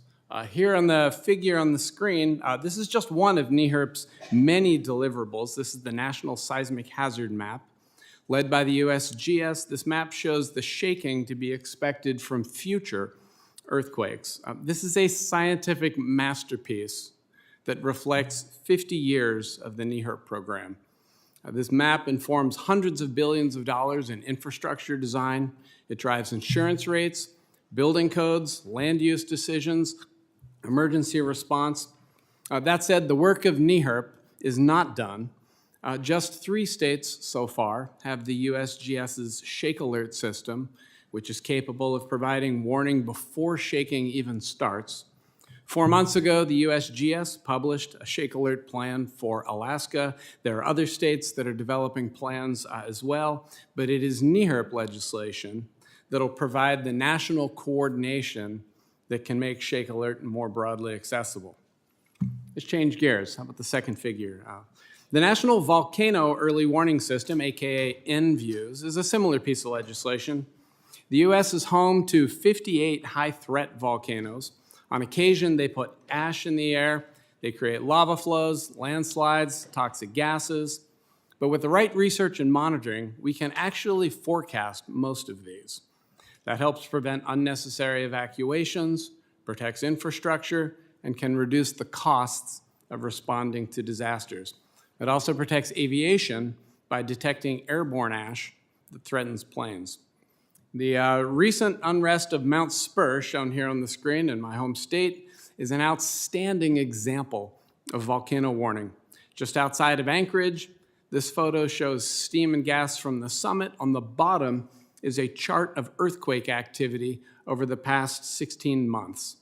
Together with other data, the Alaska Volcano Observatory has used these to issue increasingly detailed forecasts for many months now. The problem is that most U.S. volcanoes aren't monitored like Spur. Fully implementing NViews would fix this. Landslides. Good numbers on landslides are hard to come by. That's something the bill before you would actually help address. But even 20 years ago, annual costs were estimated above $2 billion. They affect nearly every state anywhere that there's steep terrain and heavy rainfall. The Oso landslide mentioned earlier in Washington State killed 43 people in 2014. The California storms in 2023 triggered hundreds of slides and billions in damage. We have some evidence that landslides are increasing in frequency. In Figure 3 on the screen right now, you'll see the landslide on top in Wrangell, Alaska, that killed 6 people in 2023. On the bottom is a 2024 slide in Ketchikan. These disasters are becoming a near annual experience in my state. The Landslide Act empowers the USGS with state partners to map, monitor, and respond to landslides nationwide. So I'm thrilled that you're considering all 3 of these bills together today because they share a common set of proven strategies. Each program tracks long-term patterns in the earth. How do you track long-term patterns? Well, with long-term instrumentation and monitoring. With years of baseline data, it becomes possible to know when a hazard is developing or where it's most likely to occur. These programs build formal collaborations between federal agencies, universities, state geological surveys, each bringing what they do best.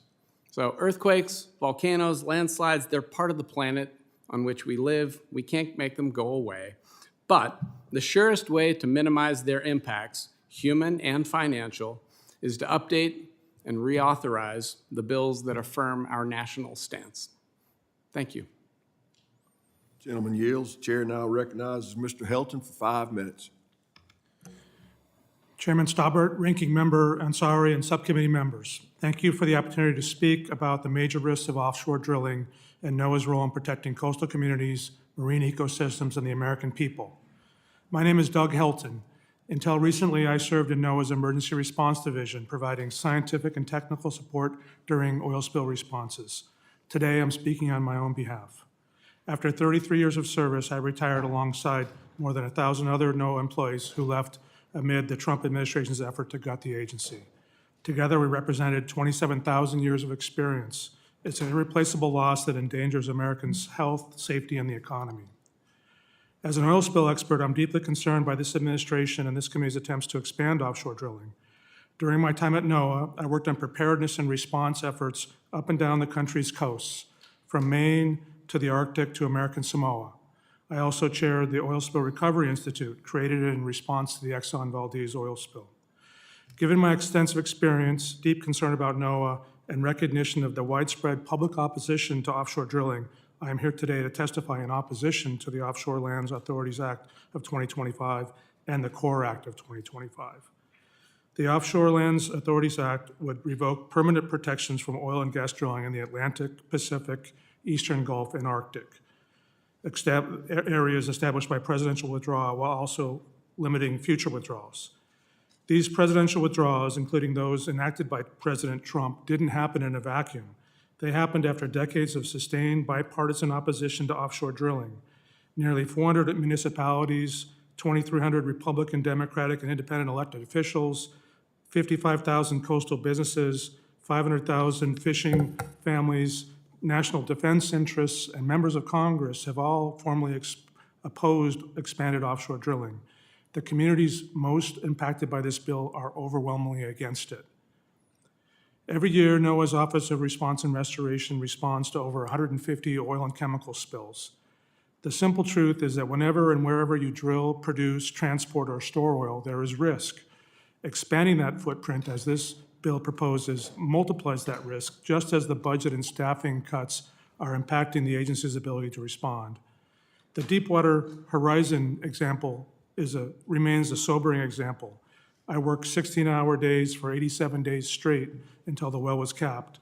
The cleanup took years more. Despite a response of 45,000 people and highly specialized equipment, only a fraction of the oil was recovered.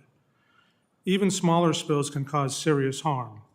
A spill in Tampa Bay, for instance, polluted 13 miles of beach, harming wildlife and disrupting fishing. Oil spills in Alaska are particularly concerning. The North Slope is remote and difficult to access. Getting proper equipment can take weeks. Housing the number of responders needed would also be logistically impossible, and severe weather and long winter darkness would create major additional challenges. All told, this bill's proposal to eliminate protections across the U.S. waters will invite oil and gas development on every coast, risking spills we can't contain and harming ecosystems and economies for decades. Although not part of my area of specific expertise, I also want to express concern about the CORE Act. This bill would prioritize seismic testing and drilling even in sensitive areas. Seismic testing that involves repeated high decibel blasts that travel hundreds of miles underwater, which can seriously impact marine wildlife. These risks are magnified by the Trump administration's rollback of safety regulations and its dismantling of the very federal agencies responsible for oil spill prevention and response. Cut to agency budgets and staff mean fewer inspections, weaker safeguards, and slower responses. With hurricane season just 12 days away, these stakes could not be higher. Expanding offshore drilling while also weakening our federal response capacity is a dangerous combination. In closing, after more than 3 decades responding to spills, I've seen firsthand the devastating, often irreversible impacts to communities, ecosystems, and livelihoods. These bills ignore the will of the American people and unnecessarily increase the risk of catastrophic oil spills, especially in areas lacking the capacity to respond. I respectfully urge the subcommittee to weigh these risks before advancing these bills. Thank you, and I look forward to your questions. Thank you for your testimony. Gentleman yields. Mr. Keefe, you are now recognized for 5 minutes. Chairman Stauber, Mr. Ezell, Ranking Member Asari, and all the committee members in attendance today. It is an honor and privilege to come before you today. I'm here today to share my thoughts on the recent bills to be introduced in the 119th Congress by Congressman Higgins and Congressman Hunt. As I understand, these 2 bills will limit the executive authority of POTUS relative to cancellation of lease sales and better identify and evaluate what is available for development and production of natural resources in this great nation. Let me start by explaining the service industry that I represent. I'm the Director of Business Development and Governmental Affairs for Crosby Tugs, located in Galliano, Louisiana. We provide marine towing services for the energy and civil sectors of the U.S. Our fleet of 130 vessels navigate the inland waters, rivers, gulf, and oceans of this great nation. We operate domestically and internationally. I have 49 years of experience in this industry and began my service as an ordinary seaman and worked through the ranks to become an executive in this field. I also serve in several civic capacities as outlined in my biography. My comments on Congressman Higgins' bill is that limiting the authority of POTUS to withdraw lands from leasing that are necessary for offshore production of energy is critical. The U.S. needs every electron, barrel of oil, foot of gas it can harvest to meet growing energy demands. My comments on Congressman Hunt's bill are that there are so many regions in this nation that are off limits, which are vital to our nation's goal for energy independence. I do believe that the last evaluations were done in some regions in the 60s, which were incomplete and outdated. I'm sure that new seismic technology today could help us better understand just exactly what is out there. I do believe that would be good to know. Also, we have Canada to the north, Russia to the northwest, Mexico and Cuba to the south. Maybe actively harvesting resources from our region that we should be harvesting. These bills complement each other.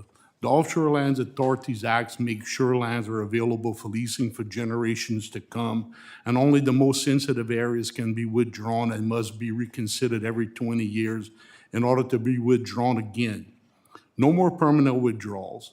The CORE Act looks at these areas and lets policymakers like Dr. Cruikshank here from BOM know the resource potential so that when leasing occurs, it can be directed in a strategic way. It's as simple as that.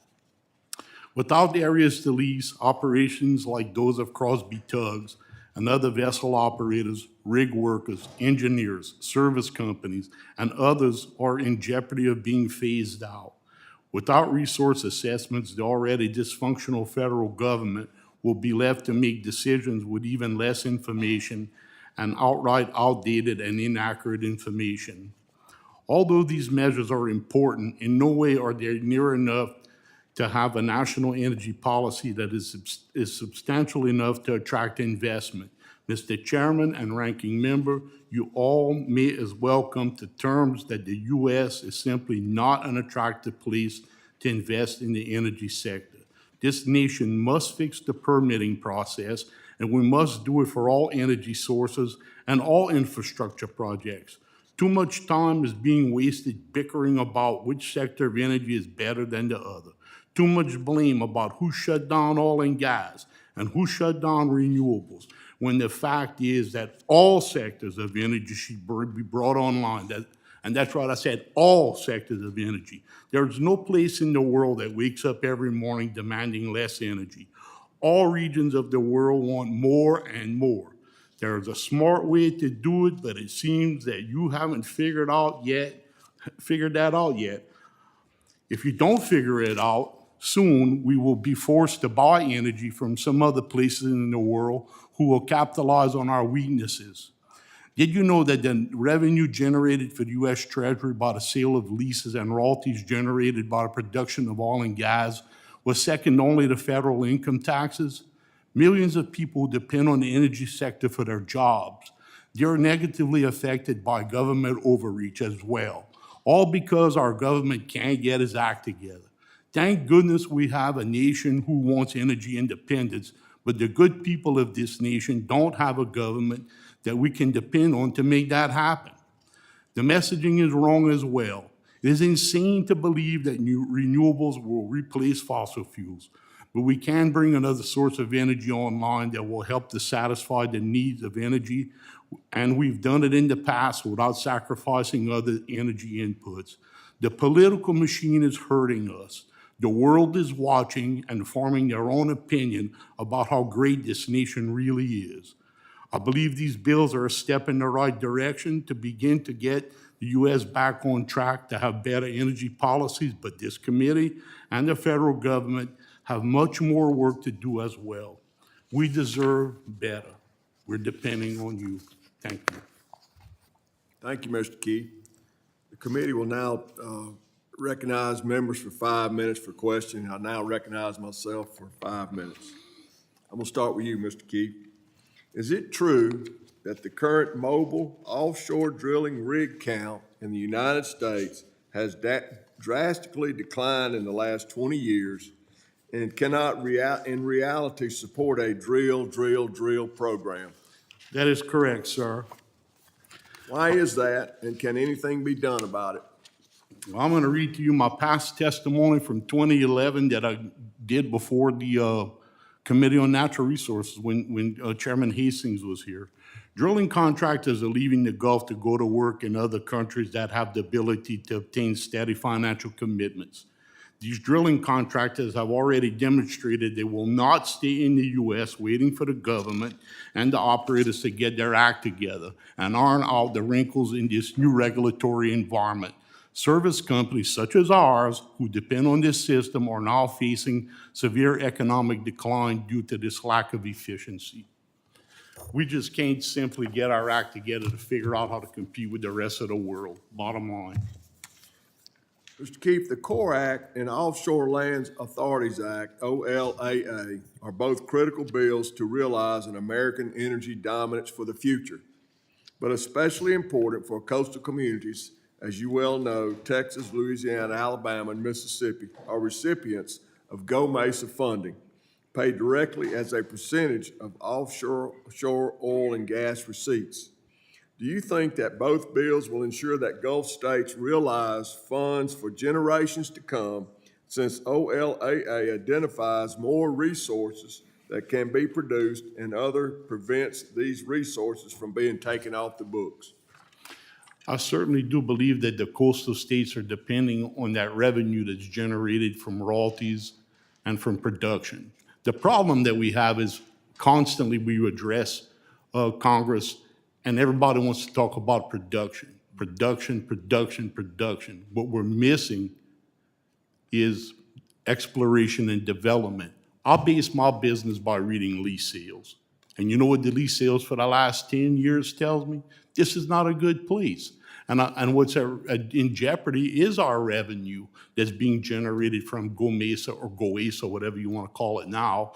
But the point is, and look, Louisiana has constitutionally protected that money that we spend on coastal protection and restoration only. I'm the president of our local levee district. We depend on that funding to build resiliency for our people who live along the coast. Thank you. I want to give you another minute to speak about the importance of GOMESA, and I understand you're involved with public infrastructure in Louisiana as well. Yes, sir. I'm the president of the Association of Levee Boards for the great state of Louisiana. I'm proud of that. Thank you very much.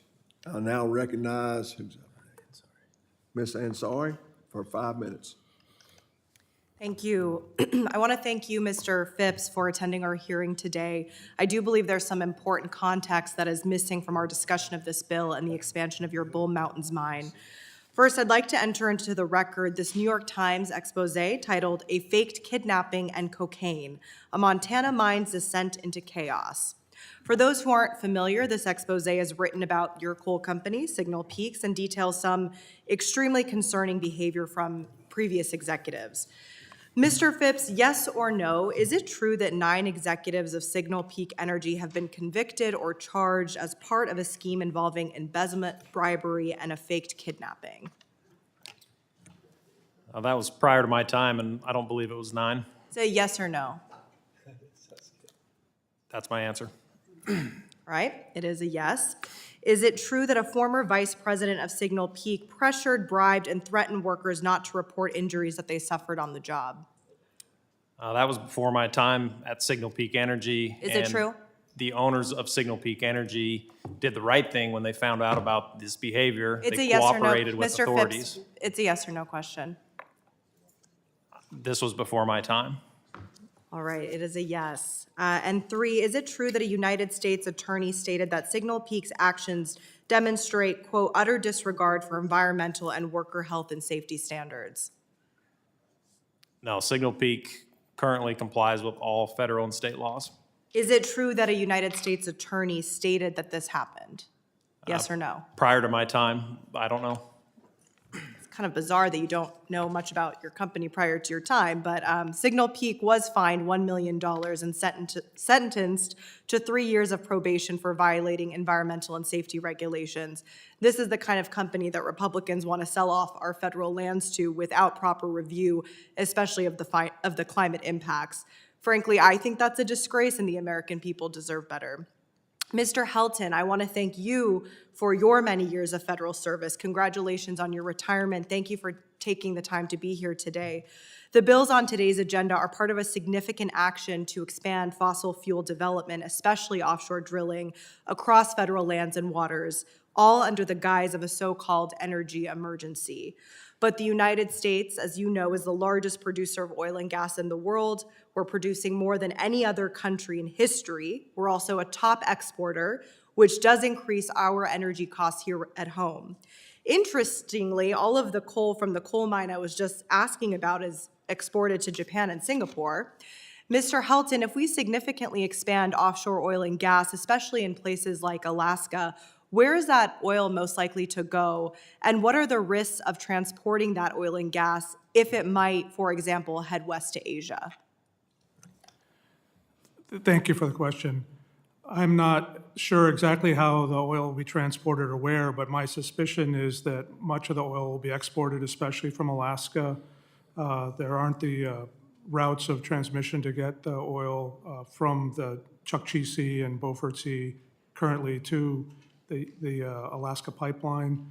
And even if it gets into the pipeline system, it's a chance that a substantial amount of that would be heading west to Japan and Korea and other Asian locations. And from my perspective and concern, is that there's very little response capacity in that region. So historically, tankers would leave Valdez and head down to California or Washington ports. Along the way, there's plenty of assets and rescue tugs and equipment if a vessel gets in trouble. But if a vessel heads west to the Aleutians, it's unlikely that there's going to be a rapid response, and a simple mechanical problem could lead to a catastrophic incident. Thank you so much. I yield back to the chairman.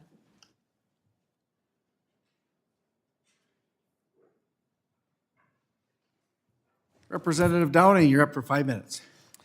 Thank you, Mr. Chairman. I'll just jump right into it. A question first for Mr. Phipps.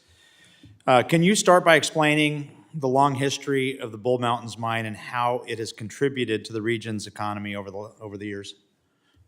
So mining in the Bull Mountains has occurred for over 150 years. Signal Peak Energy commercially developed the property in 2008, invested hundreds of millions of dollars to bring rail service to the mine and big power that's required for a commercial operation. And with that, they brought a longwall operation to produce coal domestically for power plants in the U.S. And as market forces changed and the need for domestic coal dropped, Signal Peak began exporting coal, and now 98% of our production is exported to Japan and South Korea. Thank you.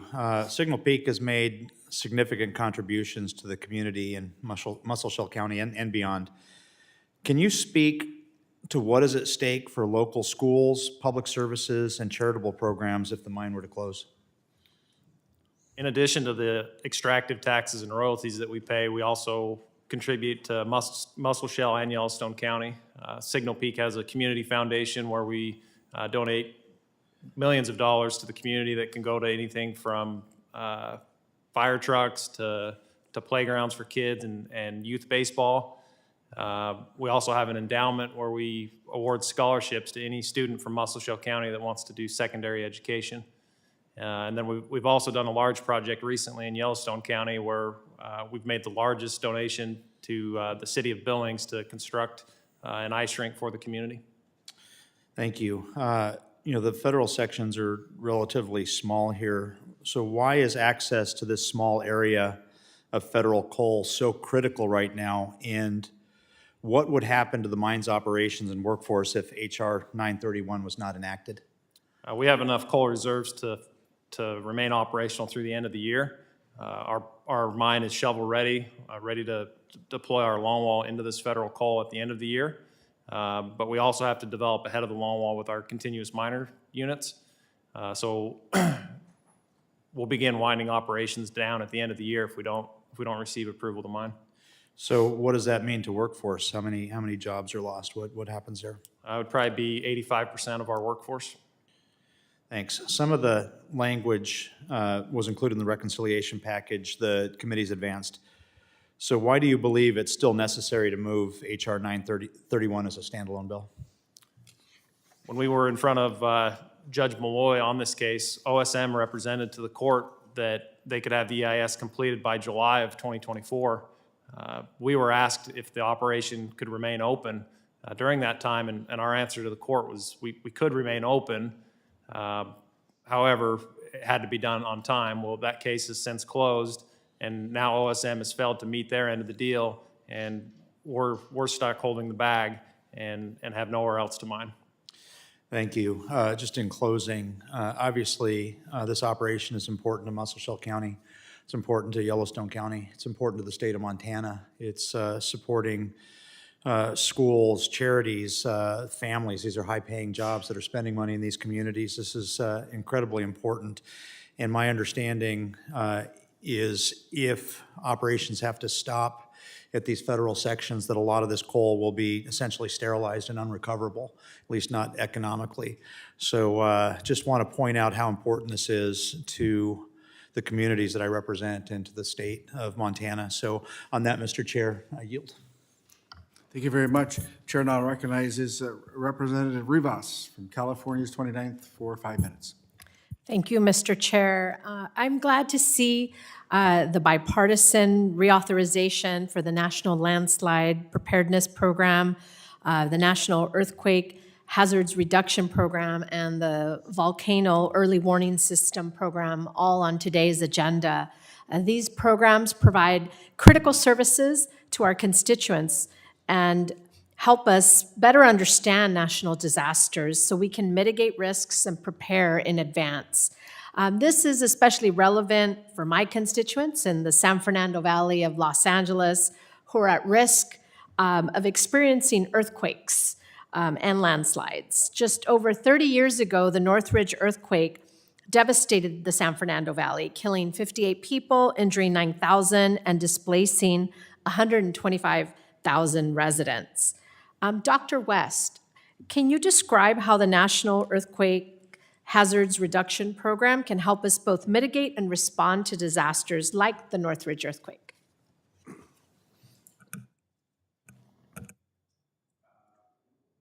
Let's try this. I can. I think in my testimony, I called out the 4 agencies that participate in NEHRP. I think they provide a nice outline for the different components of your question. At the foundational research level, you have the National Science Foundation working to advance our core understanding of, quite honestly, how earthquakes happen, and also on the engineering side, doing the research to figure out how buildings respond, how structures respond to different kinds of forces. Then you have the U.S. Geological Survey, who is kind of the eyes on the ground of earthquakes, so tracking and understanding what's actually happening, as I showed in my figure, mapping out what we might expect in the future. Then you have FEMA, who contributes not only on the recovery side, the response and recovery side that we're all very familiar with, but also on the mitigation side. So working with communities, working with cities to identify specific future hazards and address the risks and address them.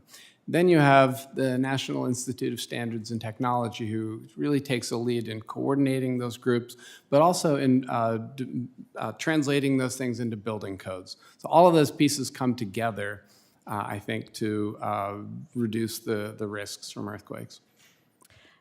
Thank you. You know, I agree with you. It's clear that these programs do work, and it's important to continue investing, especially in science research at NSF and other federal agencies. You know, in California, we have Caltech in Southern California that is known for earthquake research, and you know, I've worked there years ago and met many scientists and engineers that work in this field, and very important, especially for Southern California, that's always at risk for earthquakes, especially in my district. But, you know, I'm concerned that staff firings across the federal government because of DOGE will threaten these services and the safety and preparedness of our communities.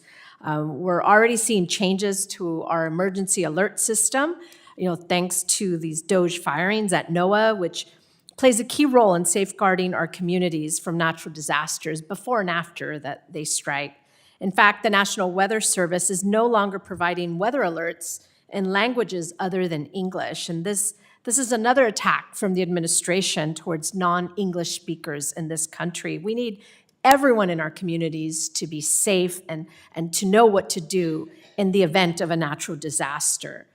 You know, in my district, almost 70% of households report speaking a non-English language as their primary language. And, you know, what will my constituents do in the next earthquake or landslide, or if they don't get the emergency alerts in a language that they read and understand? And so, Mr. Helton, I know we have very little time, but can you describe how DOGE's firings affect the agency's ability to provide similar critical services? Yeah, the cuts to NOAA are across the agency, and all the divisions, like you mentioned, the National Weather Service has been cut. I know in the context, in the relationship with the oil spill world, there's talk about expanding drilling in the Arctic, for example, but the Weather Service is no longer offering 24 our weather forecasts in the northern region of Alaska. So that's an example where those models and data would be critical for any kind of operational response and to model where that oil might go. Similarly, the IO system, which is the International Ocean Observing System, apparently is also slated to be defunded, a critical data source that oil spill modelers would use to predict where contaminants would spread and how rapidly they would get there. So that's just a small snapshot. I think every part of NOAA has seen substantial cuts. Thank you, and I yield back. Thank you very much. I will now recognize Representative Hageman for 5 minutes. Thank you. Mr. Keefe, what was the reaction in your state, in the Gulf of America, and in your industry when President Biden issued an order to withdraw these 600+ million acres? Well, as I mentioned before, the way we plan our business is based on these things. Robust lease sales usually mean that we can make good investments into growing our businesses and things of that nature. Those things are just an economical turnoff. I mean, what are we looking at? And when we see these things, we realize that our investment's not dead. Mm-hmm. You know, we have millions of dollars invested into equipment and people and services. And when those things happen, what are we supposed to do with our investment? And we're depending on these things for us to have a viable business. Mm-hmm.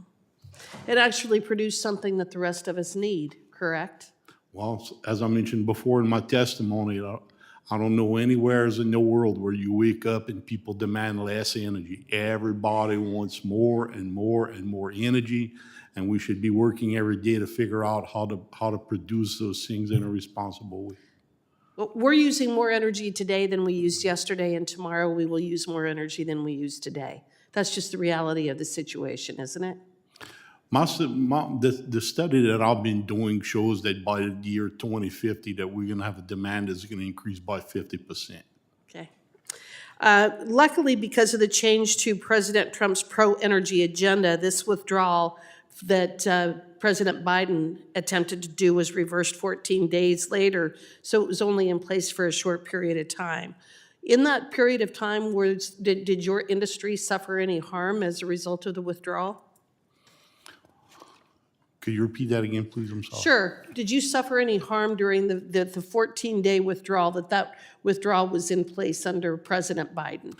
Not really, because those impacts aren't felt immediately. Well, one of the things that we hear often with energy producers is the word certainty and how important certainty is in your industry. Why is certainty important, Mr. Keefe? Well, because it's the only way that you can attract investment. I mean, you know, and it's not just with us, what we do as a service industry with a tugboat company. These operators in the Gulf of Mexico, they have to decide where they're going to make capital investments if they're larger oil companies. The smaller independents, they need to go and find investment capital and money. And when these things happen, they just can't get, attract investment, and it's just a wet towel on everything. Mr. Phipps, is certainty important for your industry? Yes, it is. And Why? blue-collar workers are attracted in all industries. And when you work at a coal mine and there's uncertainty on your permitting or whether or not you're going to have a job in a year, you're being recruited to go work elsewhere. And so with us not being able to provide certainty to our workforce, it's been difficult to retain top talent. So one of the things that I heard earlier today is that the so-called renewables are less expensive and as reliable as our energy that is produced with coal, natural gas, and uranium. And I see, Mr. Keefe, that you are shaking your head. I find it to be absolutely, utterly, and completely 100% absurd for anybody to make that claim. And I'm just going to give you a quick example of what I mean by that. I was recently on the 9th floor of a power plant near Colorado Springs. And I was looking around and I looked across the highway, I-25, and I saw a solar farm over there. And so I was asking the manager of the facility where I was touring, and I said, what is the footprint here? About how big is this place? Looks to me to be about 300 acres. And he said, yeah, probably about 300 acres. I said, how about across the road? How big is that solar farm? And he said, about 1,500 acres, so 5 times larger. And I said, what's the output? And he said, 200 megawatts here. I said, how much over there? He said, 150. I said, what's your efficiency here? And he said, 82 to 85%. I said, what's the efficiency over there? And he said, 22%. So when you just look at that one metric, by which the amount of land necessary per unit of energy produced, they're not even comparable. The other thing that's so crazy about it is when you talk about solar, for 8 to 10 hours every day, solar power has a catastrophic failure. A catastrophic failure, because the sun goes down, right? For 8 to 10 hours every single day, it can't produce electricity. And yet we have people who attack what you do, Mr. Keefe, and what you do, Mr. Phipps, and attempt to prevent us from being able to access these resources with the idea that we're going to be able to replace that energy with wind and solar. Is that at all feasible, Mr. Phipps? No, it's not. Mr. Keefe? No, it's not, but it's still important that we bring all sources of energy online some kind of way. Sure, but it's also important that we protect the ones that we already have that are powered with our traditional energy resources, correct? That's correct. All right, thank you, and I yield back. The chair now recognizes Representative Crank for 5 minutes. Thank you, Mr. Chairman, and thank you all for joining us today. In 2023, Congress passed the most significant permitting reform in over 40 years through the Fiscal Responsibility Act, the FRA. This legislation shortened review times, limited what qualifies as a major federal action, and it codified the one federal decision framework. A central goal of these reforms was to provide greater certainty and greater timeliness for project applicants, ensuring agencies arrive at decisions without unnecessary delays. FRA clarified that the 2-year shot clock, if you will, for completing an environmental impact statement begins when an agency determines that an EIS is required for a proposed federal action. Any extension beyond that timeline must be done, quote, in consultation with the applicant, unquote, ensuring agencies don't unilaterally drag out the process. Mr. Phipps, despite exceeding the 2-year deadline for the EIS, did the Office of Surface Mining, Reclamation, and Enforcement consult with Signal Peak in good faith when it extended the EIS schedule to 2026? No, they did not. In your testimony, you mentioned that OSM undertook additional studies during the EIS process, and despite FRA making clear that agencies are not required to conduct such studies unless they're truly necessary. In your view, did OSM use these additional studies as a means to delay the issuance of the EIS? Yes, I believe they did. And then finally, I want to touch on the legal challenges. The DC District Court dismissed your suit, saying that it wasn't ripe because the original 2024 deadline hadn't passed yet, even though the agency had already amended its timeline to 2026. Do you believe Congress should revisit this issue in future permitting reform efforts? Yes, I think that would be helpful for operators. It's like getting your midterm report and you're failing your class, and you say, let's wait till the end of the semester to see if I really fail, rather than changing course, because OSM did not change course. And then specific to that, should project applicants be allowed to challenge unreasonable delays before the deadline is passed, especially when an agency publicly revises those timelines? Yes, I think they should be. Okay, thank you. Mr. West, the National Landslide Preparedness Act additionally reauthorizes the 3D elevation program, also known as 3DEP, a complete topographical map of the U.S. that is important in not only landslide preparedness, but flood mapping, forestry, and infrastructure planning as well. As the state geologist from Alaska, do you see a 3DEP as playing an essential role, potentially in combination with other programs such as Earth MRI at USGS to help identify mineral deposits? Absolutely. Two different pieces there, landslides and mineral deposits. 3DEP has proven tremendously valuable, and landslides basically happen where we have steep terrain, right? That's a prerequisite. And the 3DEP program has made it possible to map vast areas and to unleash, algorithms, computer technologies to identify those areas that are most likely and most prone to landsliding. So what they really do is allow you to move from kind of one person in the field doing field investigations to covering large areas. And the same analogy, I think, holds for mineral exploration. I hope I'm not stealing questions from my colleague, Mr. Begich, but do you have examples of that in Alaska where that's happened?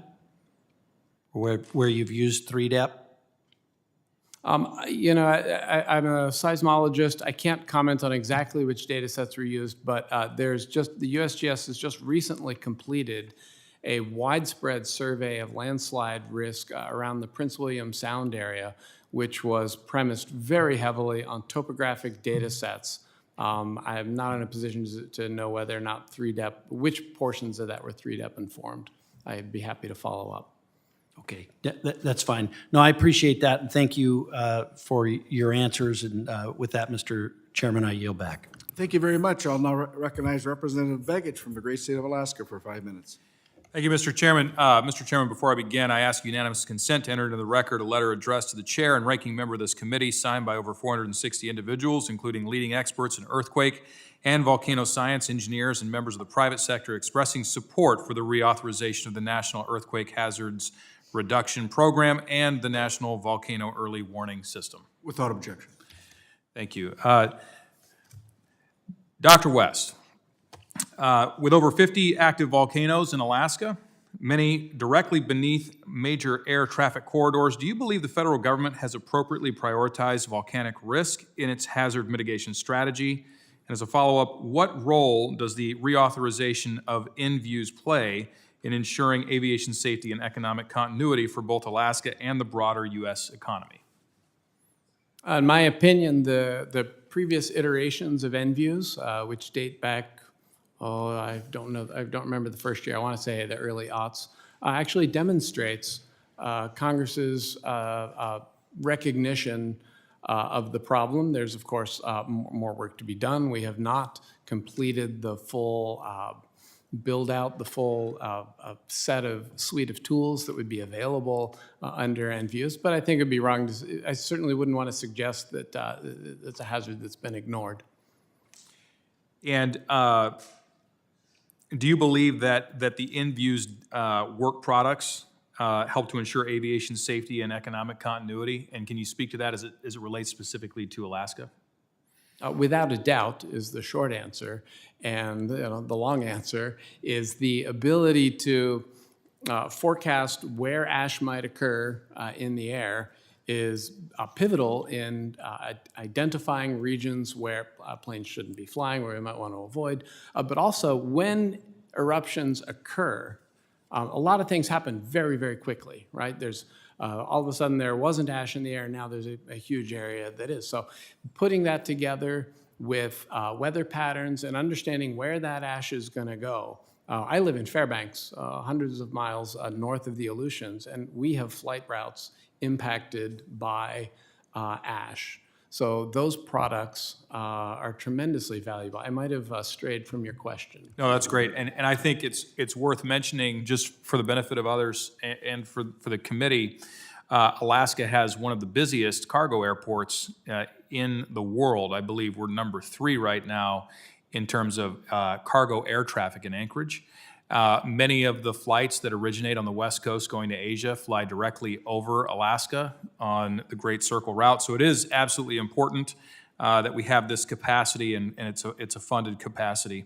You noted that real-time monitoring not only saves lives, but significantly reduces economic costs after disasters. In Alaska, that's especially important because of our distance from supply chains and other emergency services. Can you speak to how programs like The NEHRP and NVUs, as reauthorized by these bills, can help Alaska prepare more effectively for both earthquakes and volcanic events and reduce long-term infrastructure repair costs. Yeah, in 2018, there was a magnitude 7.1 earthquake essentially underneath Anchorage. It did tremendous damage. Of hundreds and hundreds of buildings experienced some damage. There were schools that were closed permanently. However, not a single building collapsed in its entirety, and remarkably, there were no fatalities. That was not an accident. That was because of construction practices over the course of decades that were informed by the building codes, which are a direct product of NEHRP. So while that's a damaging event and we're never going to make all impacts of earthquakes go away, I think that's a remarkable success story. I was in that earthquake. It was remarkable. It was extraordinarily powerful because of its proximity to Anchorage. And my house still stands. So thank you for your work, and I yield the balance of my time. Representative Ansari. Thank you, Chairman. I would like to ask unanimous consent to enter into the record this letter from a coalition of 22 organizations opposing H.R. 2556, the CORE Act. I would also like to enter letters in support of Biden's permanent protections against offshore drilling in the Atlantic, Pacific, Eastern Gulf, and Alaska's northern Bering Sea. These include letters from the House, Senate, Business Alliances for Coastal Protection, the Defense Support Initiatives Committee, and 197 national and local non-governmental organizations. Finally, I would like to enter for the record this roundup of statements of support from members of Congress, governors and state officials, local elected officials, national organizations, and tribal organizations. Thank you. Without objection. I will now recognize myself for 5 minutes of questioning. Under the National Environmental Policy Act, or NEPA, along with bipartisan reforms that were signed into law by President Biden last Congress, agencies have 2 years to complete an environmental impact statement from the date when an agency determines that such an EIS is necessary for the proposed action. Mr. Phipps, when did the department realize an EIS would be necessary for this modification for your project? December 2022. And when was the hearing? The final hearing was in February of 2023.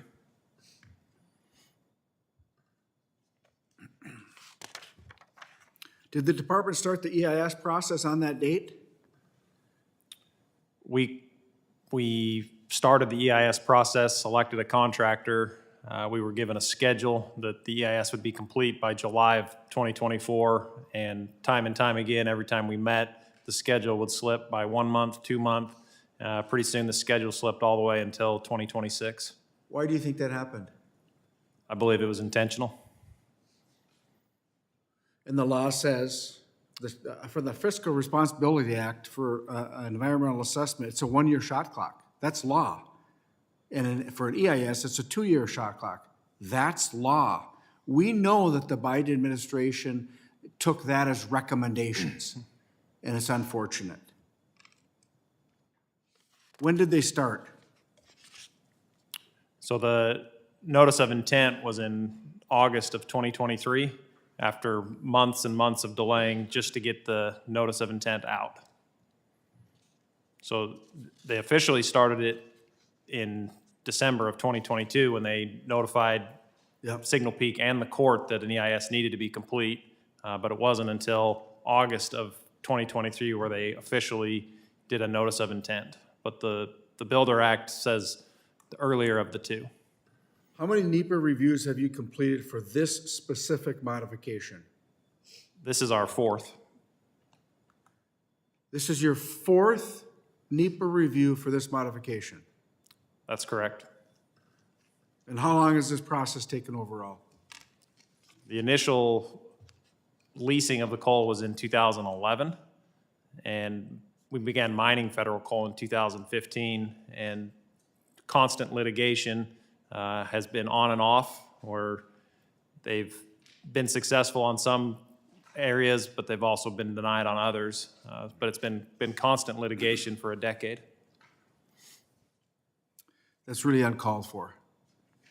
Mr. Keefe, as we've discussed, Rep. Higgins' bill would limit the size and duration of offshore withdrawals and require details of economic and resource assessments before areas are locked away from development. For companies like Crosby Tugs, which support offshore engineering, procurement, construction, and installation, how would maintaining more predictable, long-term access to offshore areas impact your business investment decisions, workforce stability, and ability to plan for future operations? It's the only way to gain stability is to have some type of, it's the only way for us to be able to plan in an efficient manner. There's no way in the world that we could depend on what we're seeing right now. It's just too soft. You know, I live in South Louisiana. I'm not walking on rocky ground in Texas. We're walking in the marsh. Right. This is the same thing. You know, how can we walk in this marsh? We can't. It's just not substantial enough for us to be able to depend on. Now, how it would affect us if it would be much more stable? We are a company that likes to grow and be diverse, you know, and we just don't have it. We're not seeing what we need to be able to do those things. Mm-hmm. Dr. West, turning to USGS programs, it is my understanding that there can be often a domino effect from one of the hazards we discussed today. Is that correct? Yes, it is. Earthquakes trigger landslides. Landslides happen as a result of volcanoes. These are all interrelated hazards, and I'd have to point out tsunamis, which are not part of our story today, but certainly with Noah sitting next to me. Yes. You answered my last question, which are how are these USGS programs interconnected? Is it safe to say these programs build off each other and are thus more effective when operated together? I think that's absolutely a good statement. The individuals, the scientists who sit behind these programs and the systems they operate are all interconnected. I want to thank you all for your valuable testimony and time today. The members of the subcommittee may have some additional questions for the witnesses, and we will ask you to respond to those in writing. Under Committee Rule 3, members of the committee must submit questions to the committee clerk by 5 p.m. on Friday, May 23rd. The hearing record will be held open for 10 business days for these responses. If there's no further business, without objection, the committee stands adjourned.